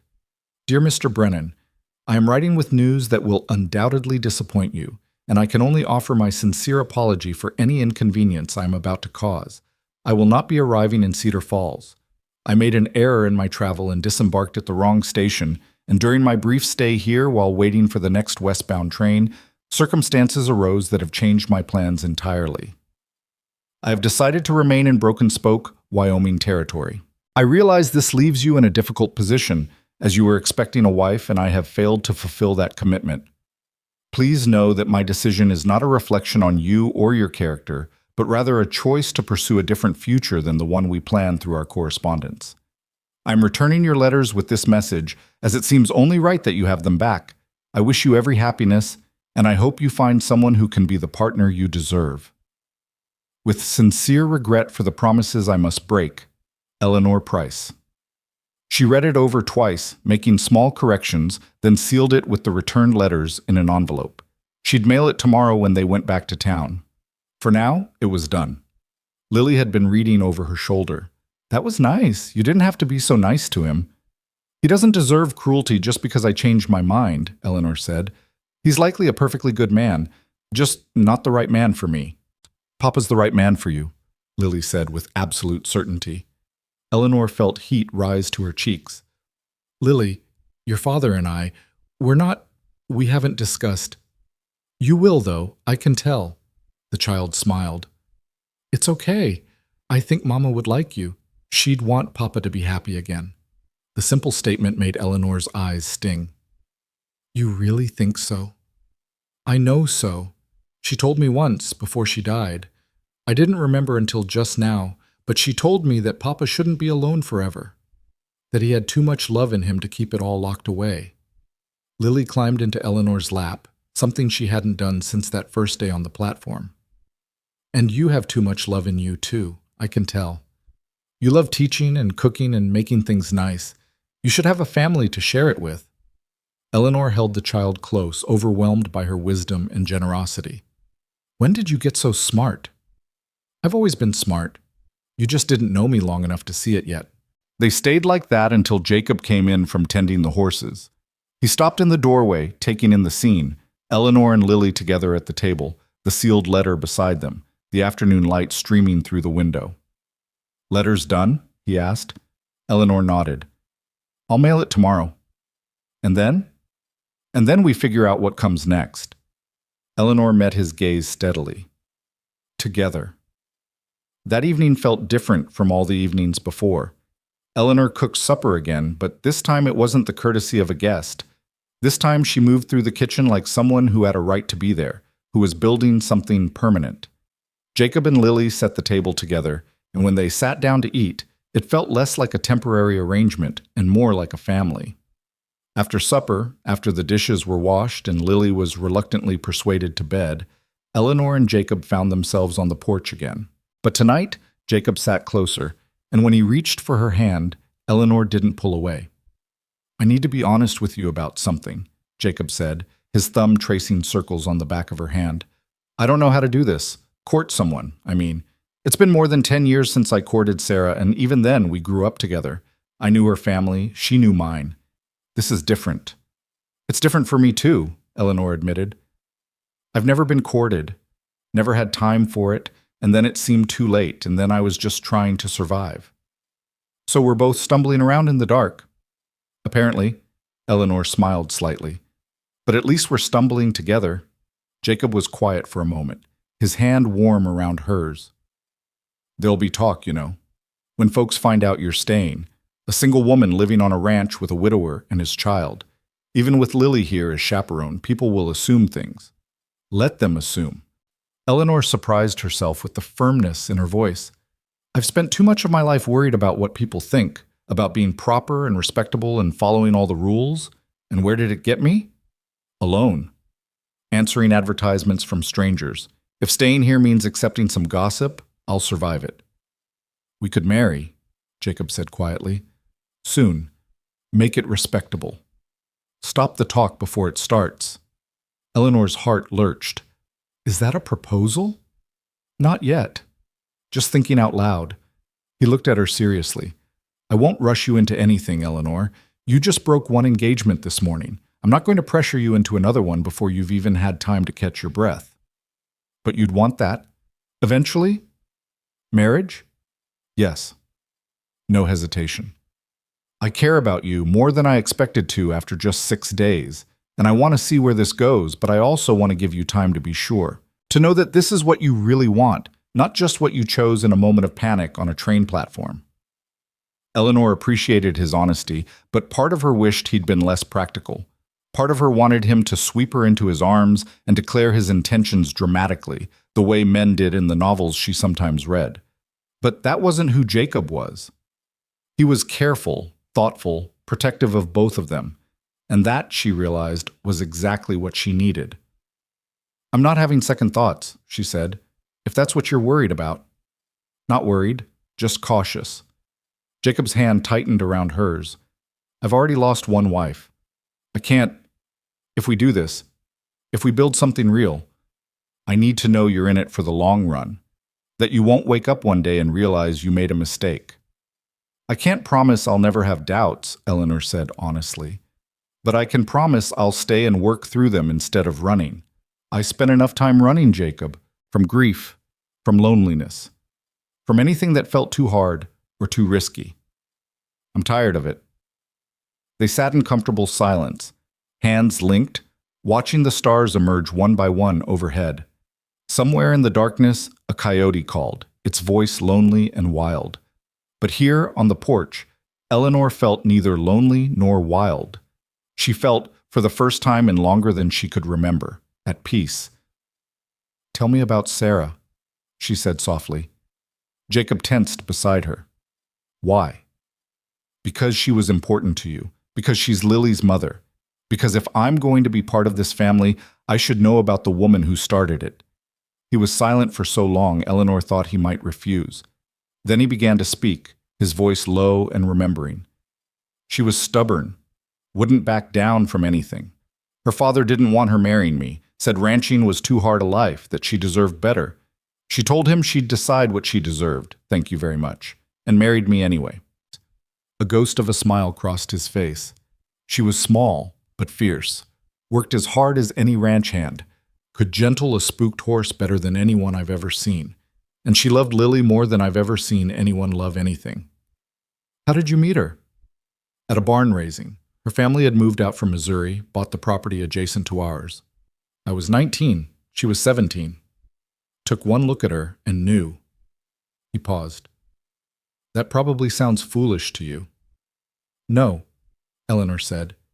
It sounds like you were lucky. I was. For 9 years, I was the luckiest man alive. And then the fever took her in 3 days, and I learned that luck doesn't last. His voice roughened. I thought I'd never feel anything again.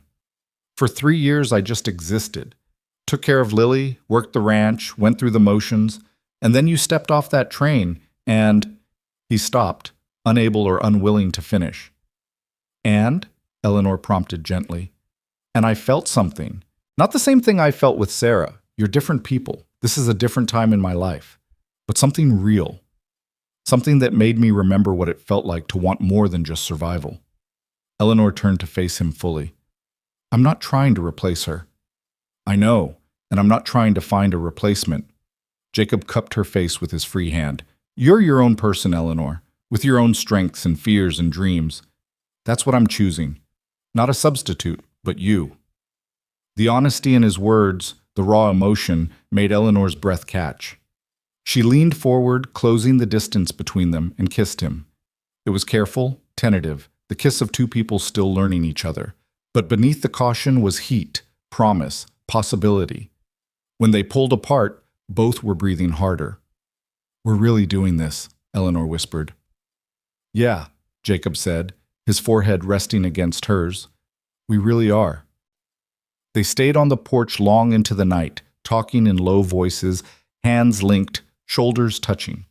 They spoke of practical things, how they'd explain Eleanor's presence to the townspeople, what role she'd take in the household, how to navigate the delicate situation they'd created.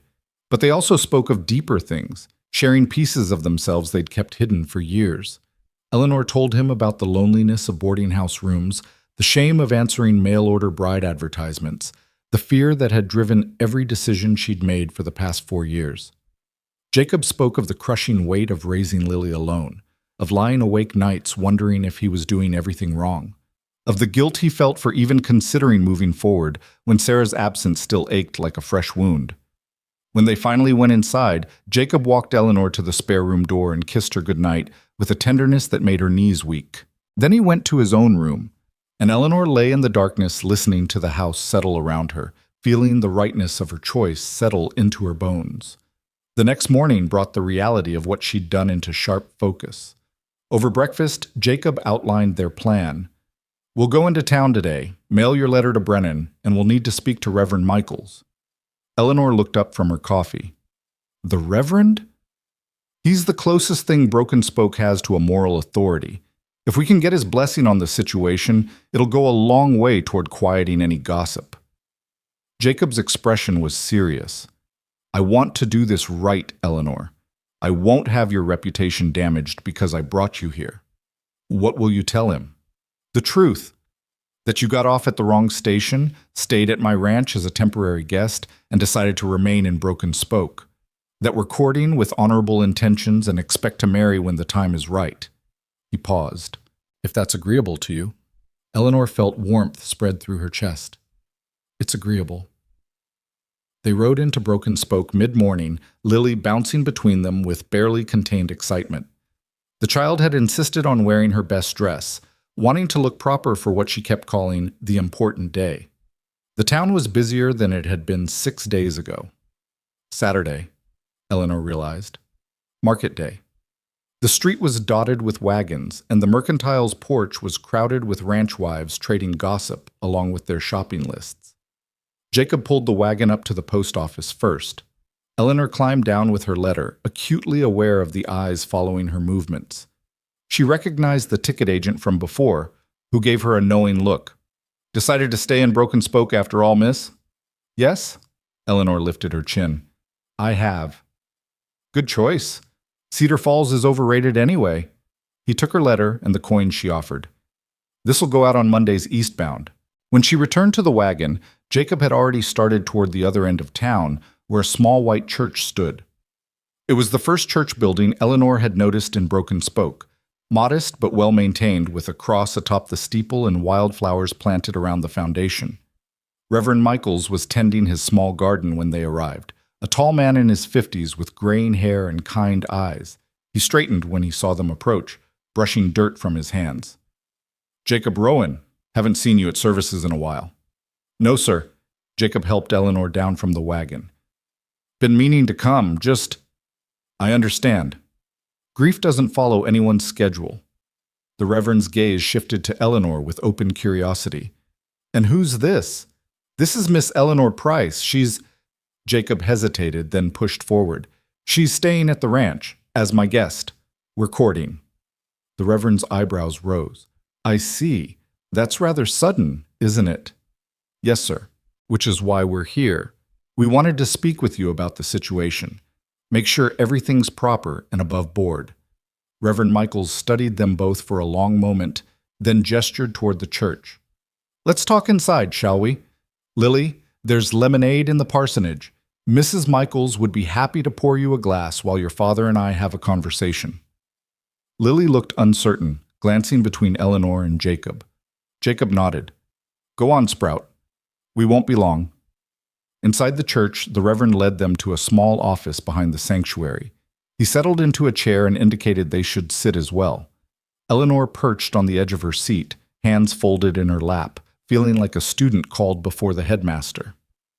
"Now then," Reverend Michaels said, his tone gentle but firm, "tell me everything."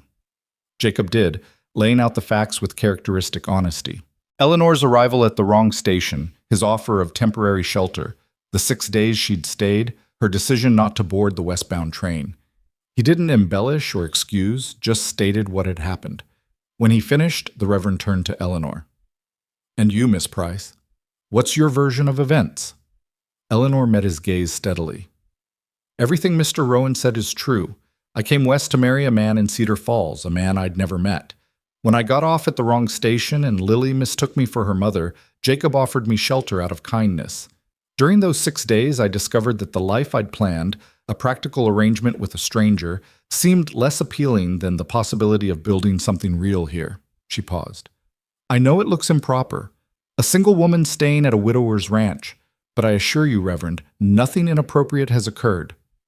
Yet you're courting. Yes. Eleanor didn't flinch from the word. With the intention of eventual marriage, if things continue well between us. Reverend Michaels leaned back in his chair, fingers steepled. I appreciate your honesty, both of you, but you must understand how this appears. Jacob, you've been a member of this community your whole life. People respect you, but they'll talk about this situation. They'll question Miss Price's character and your judgment. Let them talk, Jacob said firmly. I won't let gossip dictate my life or Eleanor's. Noble sentiment, but gossip can do real damage, especially to a woman's reputation.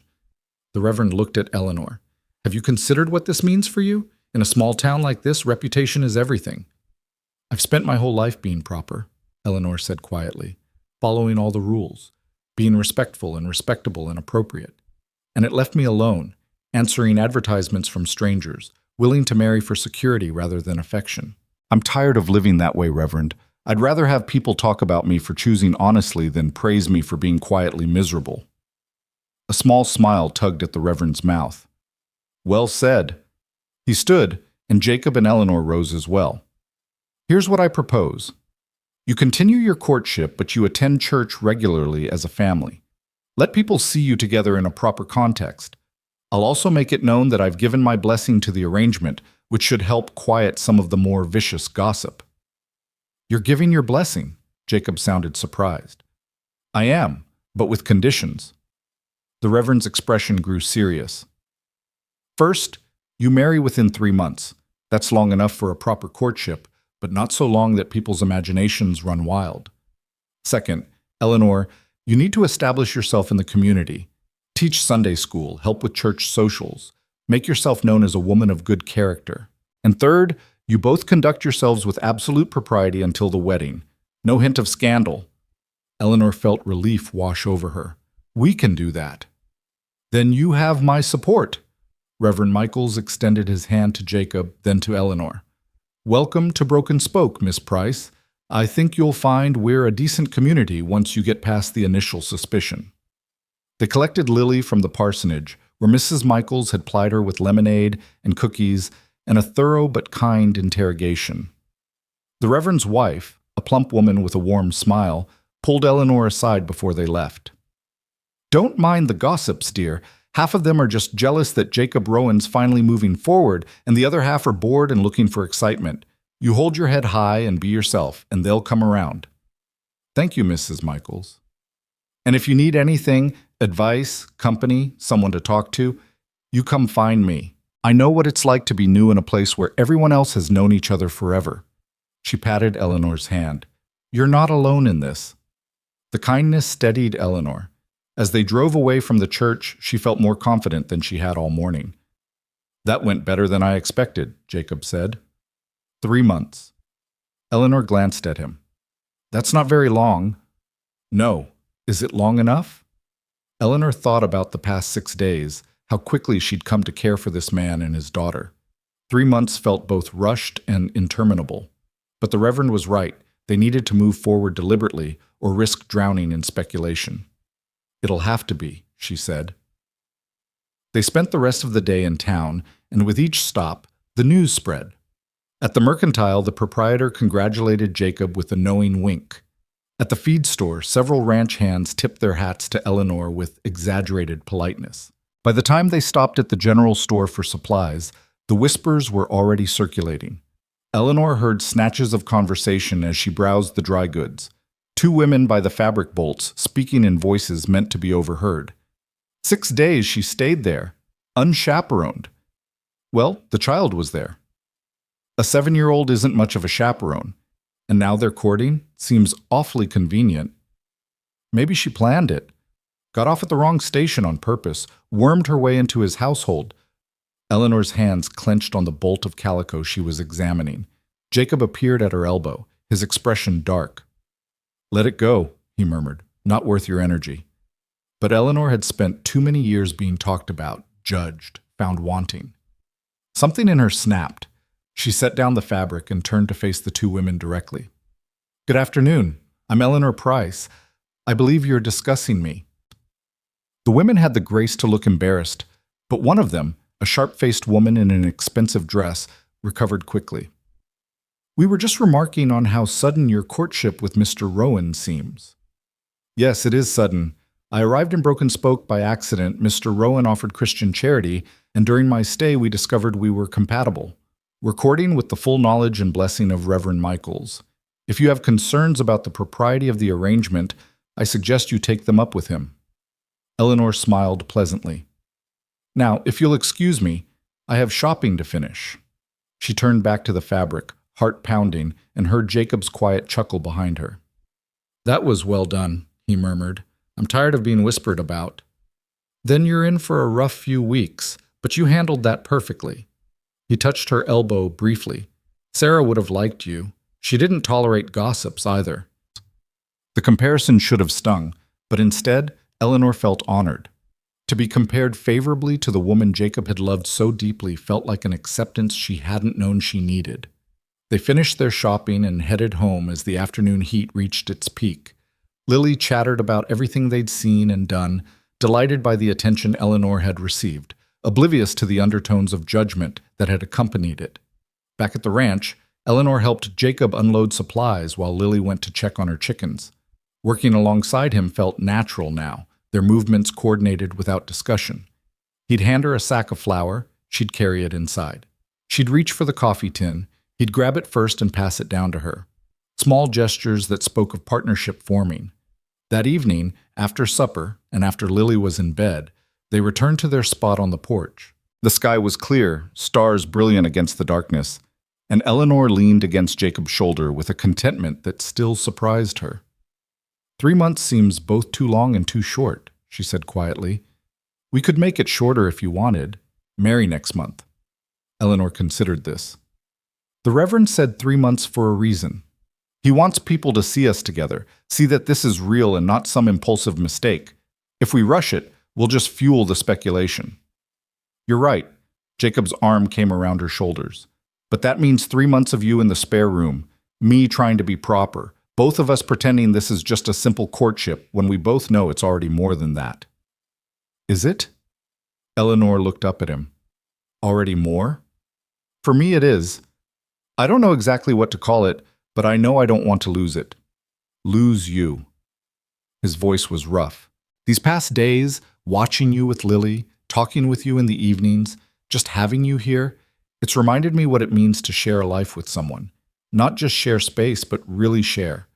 The work, the worries, the small moments that make up a day." Eleanor's throat tightened. "I feel it too. It scares me how fast this is happening, how much I've come to care in such a short time. But it also feels right in a way nothing else has." They sat in silence, and Eleanor let herself imagine the future. 3 months of courtship, then a wedding. She'd become Mrs. Jacob Rowan, stepmother to Lily, partner in running this ranch. The thought didn't frighten her the way marriage to Howard Brennan had. Instead, it filled her with a cautious hope. "We should start planning," Jacob said. "The wedding. Where we'll have it, who we'll invite. Unless you want something big and formal?" "No." Eleanor shook her head. "Small, just family and close friends. The church, Reverend Michaels officiating. Simple."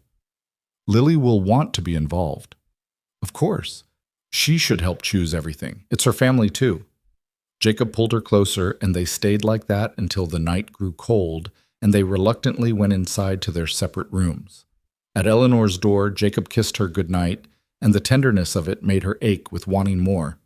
But they'd both agreed to do this properly, and so they separated, and Eleanor lay alone in the spare room thinking about 3 months feeling like an eternity. The next few weeks settled into a rhythm that felt both new and timeless. Sundays they attended church as a family, Eleanor acutely aware of the stares and whispers, but refusing to let them affect her. She accepted Mrs. Michael's offer to teach Sunday school, finding joy in working with the children of Broken Spoke, earning their trust and affection one lesson at a time. Weekdays followed a pattern: mornings teaching Lily, afternoons managing household tasks, evenings on the porch with Jacob. Eleanor began keeping house in earnest, not as a guest, but as someone building a home. She planted fall vegetables in the garden, mended curtains that had been neglected for years, organized the kitchen to her preferences. Jacob watched these changes with quiet pleasure, never commenting but clearly appreciating the way she was making the space her own. They talked about everything during those evening conversations: Jacob's dreams for expanding the ranch, Eleanor's ideas for starting a small school that other ranch children could attend. They discussed Lily's education, finances, what they'd do when winter came, practical matters and fanciful ones alike, building the foundation for a shared future. And slowly, the town began to accept them. The gossip didn't disappear entirely, but it softened. People saw them together at church, saw how Lily blossomed under Eleanor's attention, saw the way Jacob smiled more than he had in 3 years. The sharp-faced woman from the general store even offered a grudging compliment on Eleanor's Sunday school lessons. But not everyone was won over. 6 weeks into their courtship, as Eleanor was leaving the mercantile with her weekly shopping, a man approached her. He was perhaps 40, well-dressed in a way that suggested money, but not necessarily taste, with cold eyes that assessed her too carefully. "Miss Price, I'm Thomas Garrett. I own the largest ranch in the county." Eleanor recognized the name. Jacob had mentioned him once, calling him a land grabber who'd built his empire by buying out struggling ranchers during hard times. "Mr. Garrett," she nodded politely, trying to move past him. He stepped into her path. "I hear you're planning to marry Jacob Rowan." "That's correct." "Interesting choice. Rowan's ranch is small, barely profitable. He's mortgaged to his ears trying to keep it running after his wife died. You know that, don't you?" Eleanor's stomach tightened. "Mr. Rowan's finances are his private concern. Soon to be your concern if you marry him." Garrett's smile didn't reach his eyes. "I'm just thinking of your welfare, Miss Price. A woman in your position, no family, no resources, you need to be practical. Rowan can't offer you security, not real security." "I'm not interested in your assessment of my situation, Mr. Garrett. I'm offering you an alternative." He leaned closer, and Eleanor resisted the urge to step back.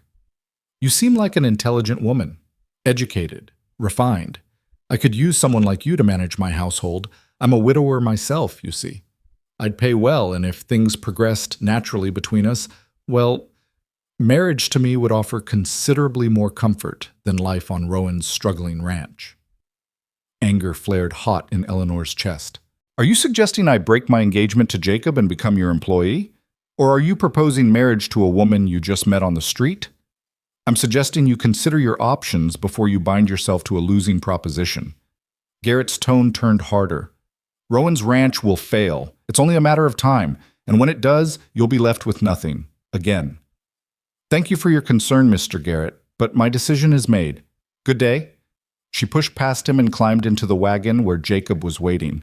Her hands shook as she arranged her packages, fury and unease warring inside her. "What did Garrett want?" Jacob's voice was tight. "To inform me that you're financially ruined and I should consider other options." Eleanor met his eyes. "Is it true? About the mortgage?" Jacob's jaw clenched. "I took out a loan 2 years ago when the winter was bad and we lost cattle. I've been paying it down, but yes, there's still debt. I should have told you before." "How much debt?" He named a figure that made Eleanor's breath catch. It wasn't insurmountable, but it was significant. Enough to keep them struggling for years if they weren't careful. "Why didn't you mention this before?" "Because I didn't want you to think I was marrying you for practical reasons. For help with the ranch." Jacob's voice was raw. "I wanted you to know I'm choosing you because I care about you, not because I need your labor or your help managing debt." Eleanor absorbed this. "And if I told you the debt frightens me? That I left one practical arrangement partly because I wanted security? Then I'd understand if you changed your mind about marrying me." She looked at him for a long moment, this man who'd offered her honesty even when it might cost him everything. Then she reached over and took his hand. I'm not changing my mind. But from now on, we tell each other everything. The good and the bad. No secrets, even if we think we're protecting each other. Agreed. Relief flooded Jacob's face. Agreed. And we're going to figure out that debt together. I have some money saved from teaching. Not much, but enough to help. We'll make a plan. Eleanor? Partners, remember? That's what you said marriage should be. Partners working toward the same things. She squeezed his hand. So let's start acting like it. That night they sat at the kitchen table with Jacob's ledgers spread before them, going over every expense, every asset, every debt. The picture that emerged was challenging but not hopeless. With careful management and Eleanor's savings, they could make steady progress. It would require sacrifice, hard work, and years of effort, but it was possible. We'll make it work, Eleanor said firmly, closing the last ledger. Together. Jacob pulled her close, his embrace fierce and grateful. I don't deserve you. Probably not, Eleanor teased gently. But you're stuck with me anyway. The weeks continued to pass, summer sliding into early fall. Eleanor's role in the community solidified. Her Sunday school class grew, and she began tutoring several ranch children whose families lived too far from any proper school. The extra income helped with the debt, and Eleanor felt the satisfaction of using her skills purposefully again. Lily thrived under her consistent attention, reading at a level well beyond her years, showing talent for drawing and mathematics. The child had stopped looking for her mother in Eleanor's face and started simply loving Eleanor for who she was, a realization that brought Eleanor to tears one afternoon when Lily casually referred to "when you and Papa get married," as if it were the most natural thing in the world. And through it all, Eleanor and Jacob grew closer. Not just in affection, but in understanding, in partnership, in the thousand small ways two people learn to share a life. They disagreed sometimes, about money, about how to handle Lily's occasional stubbornness, about whether to expand the cattle herd or focus on paying down debt first. But they learned to argue productively, to listen to each other, to compromise. 8 weeks into their courtship, Jacob took Eleanor to the creek where Lily had first shown her the good rocks. They sat on the flat stone, feet in the shallow water, and Jacob pulled a small box from his pocket. I know we're already engaged, more or less, but I never did this properly. He opened the box to reveal a simple gold band with a small stone. Not a diamond, but something clear and bright that caught the sunlight. It was my grandmother's. Sarah never wore it because it was too small for her fingers, but I think it might fit you. Eleanor held out her hand and Jacob slipped the ring onto her finger. It fit perfectly, settling against her skin like it had always belonged there. It's beautiful, she whispered. So are you. Jacob cupped her face in his hands. I love you, Eleanor. I should have said it before, but I'm saying it now.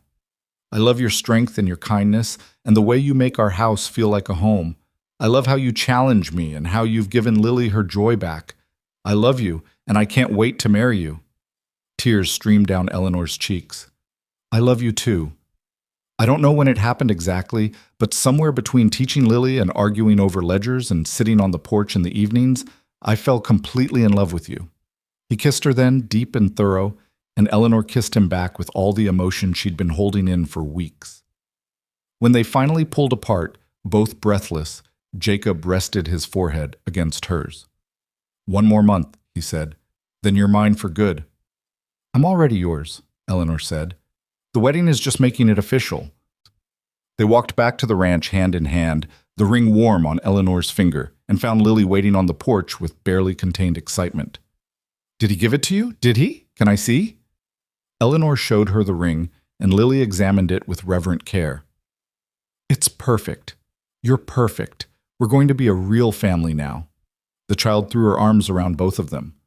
I knew it from the first day. I knew you were supposed to be here. Eleanor held her close, this child who'd mistaken her for someone else, and in doing so had led her to exactly where she needed to be. So did I, sweetheart. I just needed a little time to figure it out. That night, Eleanor lay in the spare room for one of the last times, looking at the ring on her finger and thinking about the journey that had brought her here. She'd set out to marry a stranger for security and found instead a family, a home, a love she hadn't known she was capable of feeling. The wrong station had been exactly the right place after all. The final month before the wedding passed in a blur of preparations and mounting tension that had nothing to do with the ceremony itself. 2 weeks before they were to marry, Thomas Garrett made his move. Jacob came home from town with his face set in grim lines, a legal document clutched in his fist. Eleanor was in the kitchen preparing supper, and she knew immediately something was wrong. What happened? He tossed the paper onto the table. Garrett bought my mortgage from the bank. He's calling in the full amount due in 30 days, or he takes the ranch. Eleanor's hand stilled over the vegetables she'd been chopping. Can he do that? Legally? Yes. The original loan terms allow for transfer and early call if the new holder requests it. Jacob sank into a chair, running his hands through his hair. I've been making regular payments, never missed one, but the principal is still substantial. There's no way I can come up with that much money in 30 days. How much? He named the figure again, and Eleanor's mind raced through calculations. Her savings would cover perhaps a quarter of it. The ranch's assets, cattle, equipment, land, were valuable but couldn't be liquidated quickly enough. They were trapped. This is because of me, Eleanor said quietly. Because I turned down his offer. He's punishing you for my choice. No! Jacob's voice was fierce. This is because Garrett's a vulture who's been circling this ranch for years. You gave him an excuse, but he would have found another way eventually. That's what he does. Waits for people to be vulnerable, then swoops in. Lily appeared in the doorway, her young face frightened. Are we going to lose the ranch, Papa? Jacob opened his arms, and she ran to him. I don't know, Sprout, but we're going to fight. We're not giving up without trying everything. That evening, after Lily was reluctantly persuaded to bed despite her worries, Eleanor and Jacob sat at the kitchen table strategizing. They could sell cattle, but the market was poor this time of year, and they'd get far less than the animals were worth. They could try to secure another loan from a different bank, but that would take time they didn't have. They could appeal to neighbors for help, but most ranchers operated on slim margins themselves. There might be one option, Eleanor said slowly. It's not pleasant, but it would work. Jacob looked at her warily. What? I could write to Howard Brennan, explain the situation, ask if he'd be willing to provide a loan in exchange for... She paused, hating what she was about to suggest. In exchange for me fulfilling my original agreement to marry him. Absolutely not. Jacob's response was immediate and vehement. I won't let you sacrifice yourself to save the ranch. It wouldn't be a sacrifice if it saved our home, our future. It would be exactly a sacrifice, and the answer is no. Jacob took her hands across the table. Eleanor, listen to me. I'd rather lose this ranch, lose everything I've built, than lose you. The land matters, but you matter more. You and Lily. If we have to start over somewhere else, we'll do it together. But this is your family's land. Your father built this place. You were born here. And it's just land, just wood and dirt and grass. Jacob's eyes were intense. You're what matters. I won't trade you for anything, not even this ranch. Eleanor's eyes filled with tears. Then what do? We try everything else first, and if we can't come up with the money, we sell to someone other than Garrett. Get what we can, pay off the debt, and start fresh. He squeezed her hands. Together. The next morning, Jacob rode out early to speak with neighboring ranchers, hoping to arrange a quick sale of cattle or borrow against future earnings. Eleanor spent the day going through every corner of the house, looking for anything of value they could sell. She found little, Sarah's quilts, which she couldn't bear to part with because Lily loved them.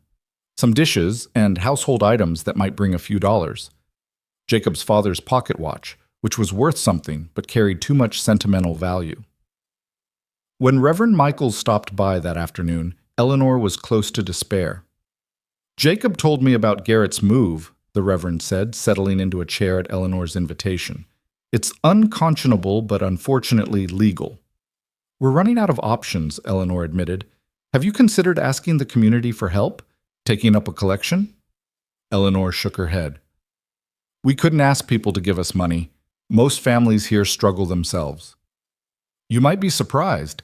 Jacob's family has been part of this community for 20 years. People remember his father's kindness, and you've made quite an impression yourself with your teaching. The Reverend paused. There's also the matter of principle. Garrett has squeezed out 3 ranchers in the past 5 years. People are tired of watching him gobble up land through predatory practices. If we could make a stand here, it might discourage him from trying again. You think people would help out of spite for Garrett? I think people would help because it's the right thing to do, and because they're tired of bullies. The Reverend stood. Let me talk to some folks. See what might be possible. Don't give up hope yet. After he left, Eleanor allowed herself a moment of cautious optimism, but she'd learned not to count on things that seemed too good to be true. That evening, she was proven both right and wrong. Jacob returned looking exhausted but determined. I sold 50 head of cattle to the Martins, got a fair price, all things considered. It's not enough to cover the whole debt, but it's a start, and several of the neighboring ranchers have offered to buy more stock if I need to sell. That's good news? It's a beginning. Jacob pulled Eleanor close. We're going to survive this, one way or another. Over the next week, help arrived from unexpected quarters. The Sunday school parents, grateful for Eleanor's teaching, organized a fundraising social. The event raised more than Eleanor had dared hope. Not a fortune, but enough to make a difference.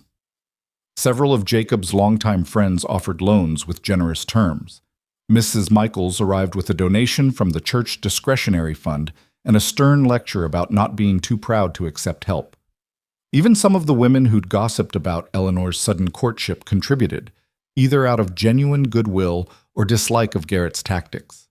Eleanor accepted each contribution with gratitude, carefully recording every dollar in a ledger so they could repay everyone once they were stable again. But it still wasn't enough. With 1 week remaining before Garrett's deadline, they were still several $1,000s short. Eleanor lay awake that night, Jacob sleeping fitfully beside her. They'd abandoned propriety 2 nights ago when the stress became too much, and Eleanor had simply climbed into his bed seeking comfort. Nothing improper had happened. They'd simply held each other, drawing strength from physical closeness. Now, listening to his breathing, Eleanor made a decision. The next morning, while Jacob was out checking fence lines, Eleanor hitched up the wagon herself and drove into Broken Spoke. She went directly to the largest house in town, a sprawling structure that proclaimed its owner's wealth with every architectural detail. Thomas Garrett answered her knock himself, his expression shifting from surprise to calculated interest. Miss Price, to what do I owe the pleasure? I'm here to discuss your loan against the Rowan Ranch. He stepped aside, gesturing for her to enter. The interior was expensively furnished but cold, lacking any sense of home or warmth. Garrett led her to a study and indicated a chair. I assume you've come to discuss terms of surrender? I've come to make you an offer. Eleanor kept her voice steady despite her racing heart. I'll work for you, manage your household, keep your books, whatever you need. For 2 years. In exchange, you forgive the debt and return the mortgage to the bank under its original terms. Garrett leaned back in his chair, studying her. And Rowan agrees to this? Jacob doesn't know I'm here. This is my decision. What about your engagement? Eleanor forced the words out. I'll break it off. You get your household manager.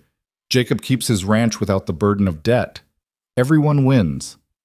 Except you. I'm used to making practical choices. Garrett was quiet for a long moment, and Eleanor could see him weighing the offer. Then he shook his head. No. Eleanor blinked. No? I'm not interested in an unwilling employee, Miss Price, and I'm certainly not interested in a woman who's clearly in love with another man sacrificing herself because she thinks she has no choice. He stood and walked to the window. Contrary to what you might think, I'm not a complete villain. Ruthless in business, yes, but I don't destroy people for sport. Then why are you doing this to Jacob? Because 3 years ago, when I was expanding my ranch, I offered to buy Rowan's land at a fair price. He refused, said it was family land and he'd never sell. I respected that at the time. But then he took out a mortgage he could barely afford, struggled for years, and still refused to consider my offers. Garrett turned to face her. I'm calling in the debt to force a sale because I believe he's drowning slowly and too stubborn to accept help. Sometimes you have to force people to make hard choices. You're wrong about him, Eleanor said quietly. He's not drowning. He's fighting, and he's winning, slowly but surely. The debt would have been paid off eventually. Perhaps. But my offer stands. I'll buy the ranch for a fair price, enough to clear the debt and give him a fresh start somewhere else. He doesn't want to start over. He wants to build on what his father created. Garrett sighed. Then you're at an impasse. He walked to his desk and pulled out a paper. However, I'm not entirely heartless. Here's what I'll do. I'll extend the deadline by 3 months. Same terms, but more time to raise the funds. That's the best I can offer. Eleanor stared at him. Why would you do that? Because Reverend Michaels asked me to, and because the Reverend is one of the few people in this territory whose opinion I value. Garrett handed her the document. Take it. Use the extra time, but understand, if the debt isn't paid in full by then, I will take the ranch. I've extended this courtesy once. I won't do it again. Eleanor took the paper with shaking hands. Thank you. Don't thank me. Just make sure Rowan understands this is his final chance. After this, there are no more extensions, no more negotiations. 3 months, Miss Price. Use them wisely. She drove back to the ranch in a daze, the document on the seat beside her. 3 more months. It wasn't a solution, but it was hope. Time to find another way. To explore options they hadn't considered. Jacob was furious when he discovered where she'd gone. You offered to give up our engagement? To work for Garrett? His voice shook with anger and hurt. Eleanor, how could you? I had to try something. We were running out of time and options, and I couldn't just sit here doing nothing. Eleanor's own emotions spilled over. I was terrified, Jacob. Terrified of losing everything we've built, of watching you lose your family's land because of debt, of failing before we even have a chance to begin our life together. So yes, I went to Garrett. I offered the only thing I had that he might want. You offered yourself, Jacob said flatly, like you're a commodity to be traded. I offered my labor, my skills. That's different. Not to me. Jacob's hands gripped her shoulders. You're not a solution to my problems, Eleanor. You're not a tool to be used to save the ranch. You're the woman I love, the woman I'm going to marry. And I won't let you diminish yourself by offering to sacrifice our future for land and buildings. Eleanor's anger deflated, replaced by exhaustion. I didn't know what else to do. You could have talked to me. We could have decided together, as partners. Jacob pulled her close, and Eleanor felt the tension in his body gradually ease. We're supposed to be a team, remember? That means not making desperate decisions alone, even if you think you're protecting me. I'm sorry, Eleanor whispered against his chest. I was scared. I know, so am I. He pressed a kiss to her hair. But Garrett gave us 3 more months. That's not nothing. We'll find a way. The wedding took place 1 week later as planned, despite the financial uncertainty hanging over them. Reverend Michaels performed the ceremony in the small church, with what seemed like the entire town of Broken Spoke in attendance. Eleanor wore a simple dress she'd sewn herself from cream-colored fabric, and Lily stood beside her as flower girl, beaming with joy. When Jacob slipped the wedding band next to her engagement ring and promised to love and cherish her until death parted them, Eleanor felt the rightness of the moment settle deep in her bones. Whatever challenges they faced, they would face them together now. Legally, permanently, irrevocably together. The reception was a community affair, with families contributing food and music and well wishes. Even some of those who'd gossiped initially came to offer congratulations, swept up in the celebration. Mrs. Michaels cried happy tears and told Eleanor she was the best thing to happen to Jacob Rowan in years. Lily danced until she could barely stand, then fell asleep on a bench with a piece of cake still clutched in her hand. As the evening wound down and guests began departing, Thomas Garrett appeared. The crowd parted around him, conversation dying to whispers. He approached Jacob and Eleanor with measured steps. Congratulations on your marriage, he said formally. Thank you, Jacob replied, his tone neutral. Garrett pulled an envelope from his coat. A wedding gift. Use it wisely. He handed it to Eleanor and left before they could respond. Eleanor opened it with trembling fingers and gasped. Inside was the deed to Jacob's ranch, marked paid in full, and a receipt showing Garrett had settled the entire debt himself. Jacob stared at the papers in disbelief. I don't understand. Why would he? Because sometimes people surprise you, Reverend Michaels said quietly, having witnessed the exchange. I've known Thomas Garrett for 15 years. He's hard, often cruel in business, but he's not without principles. I think he saw two people willing to sacrifice everything for each other and decided that deserved respect. But the debt, that's thousands of dollars. Which Garrett can afford to lose more easily than you can? The Reverend smiled. Accept it as the blessing it is, and perhaps in time, if you're able, you can pay it forward to someone else who needs help. Eleanor clutched the deed to her chest, tears streaming down her face. The weight that had been crushing them for weeks suddenly lifted, leaving her lightheaded with relief. Jacob wrapped his arms around her, and they stood together in the church hall, holding each other and the deed to their future. That night, Eleanor moved her belongings from the spare room to Jacob's room, now their room. The space that had been his alone for 3 lonely years became theirs, shared and warm and full of promise. They made love for the first time as husband and wife, tender and passionate and healing, and afterward lay tangled together in the darkness. I can't believe it's real, Eleanor whispered, that we're actually married, that the ranch is secure, that all of this worked out. I was so afraid I'd lose you, Jacob admitted. When you didn't get on that train, when you chose to stay, I kept waiting for you to change your mind, to realize you'd made a mistake. The only mistake would have been leaving. Eleanor traced patterns on his chest. Getting off at the wrong station was the best accident of my life. It wasn't an accident, Lily's voice came from the doorway, making them both jump. It was meant to be. Lily? Jacob grabbed for the blanket. What are you doing up? I couldn't sleep. I kept thinking about how happy I am. The child padded into the room and climbed onto the bed between them, completely unconcerned about propriety. We're a real family now, forever and ever. Eleanor pulled her close, kissing the top of her head. Forever and ever. They lay together, the 3 of them, in the room that had known such grief and now held such joy. Lily fell asleep between her father and stepmother, content and secure. Eventually, Jacob carried her back to her own bed, but not before Eleanor had a chance to smooth the dark hair from her forehead and marvel at how much this child had come to mean to her. When Jacob returned, he found Eleanor at the window, looking out at the prairie bathed in moonlight. What are you thinking about? About the letter I wrote to Howard Brennan, about how different my life would be if I'd just gotten on that westbound train. Eleanor turned to face her husband. I'd be in Cedar Falls right now, married to a stranger, managing a dry goods store, completely alone in all the ways that matter. Do you ever regret your choice? Not for a single moment. Eleanor crossed to him, taking his hands. I spent so many years trying to be practical, trying to make safe choices. And all it brought me was loneliness. Choosing you, choosing Lily, choosing this life. It was the first truly impractical thing I'd done in years, and it was the most right. Jacob kissed her deeply, thoroughly, until they were both breathless. I love you, Mrs. Rowan. I love you too. Eleanor smiled against his lips.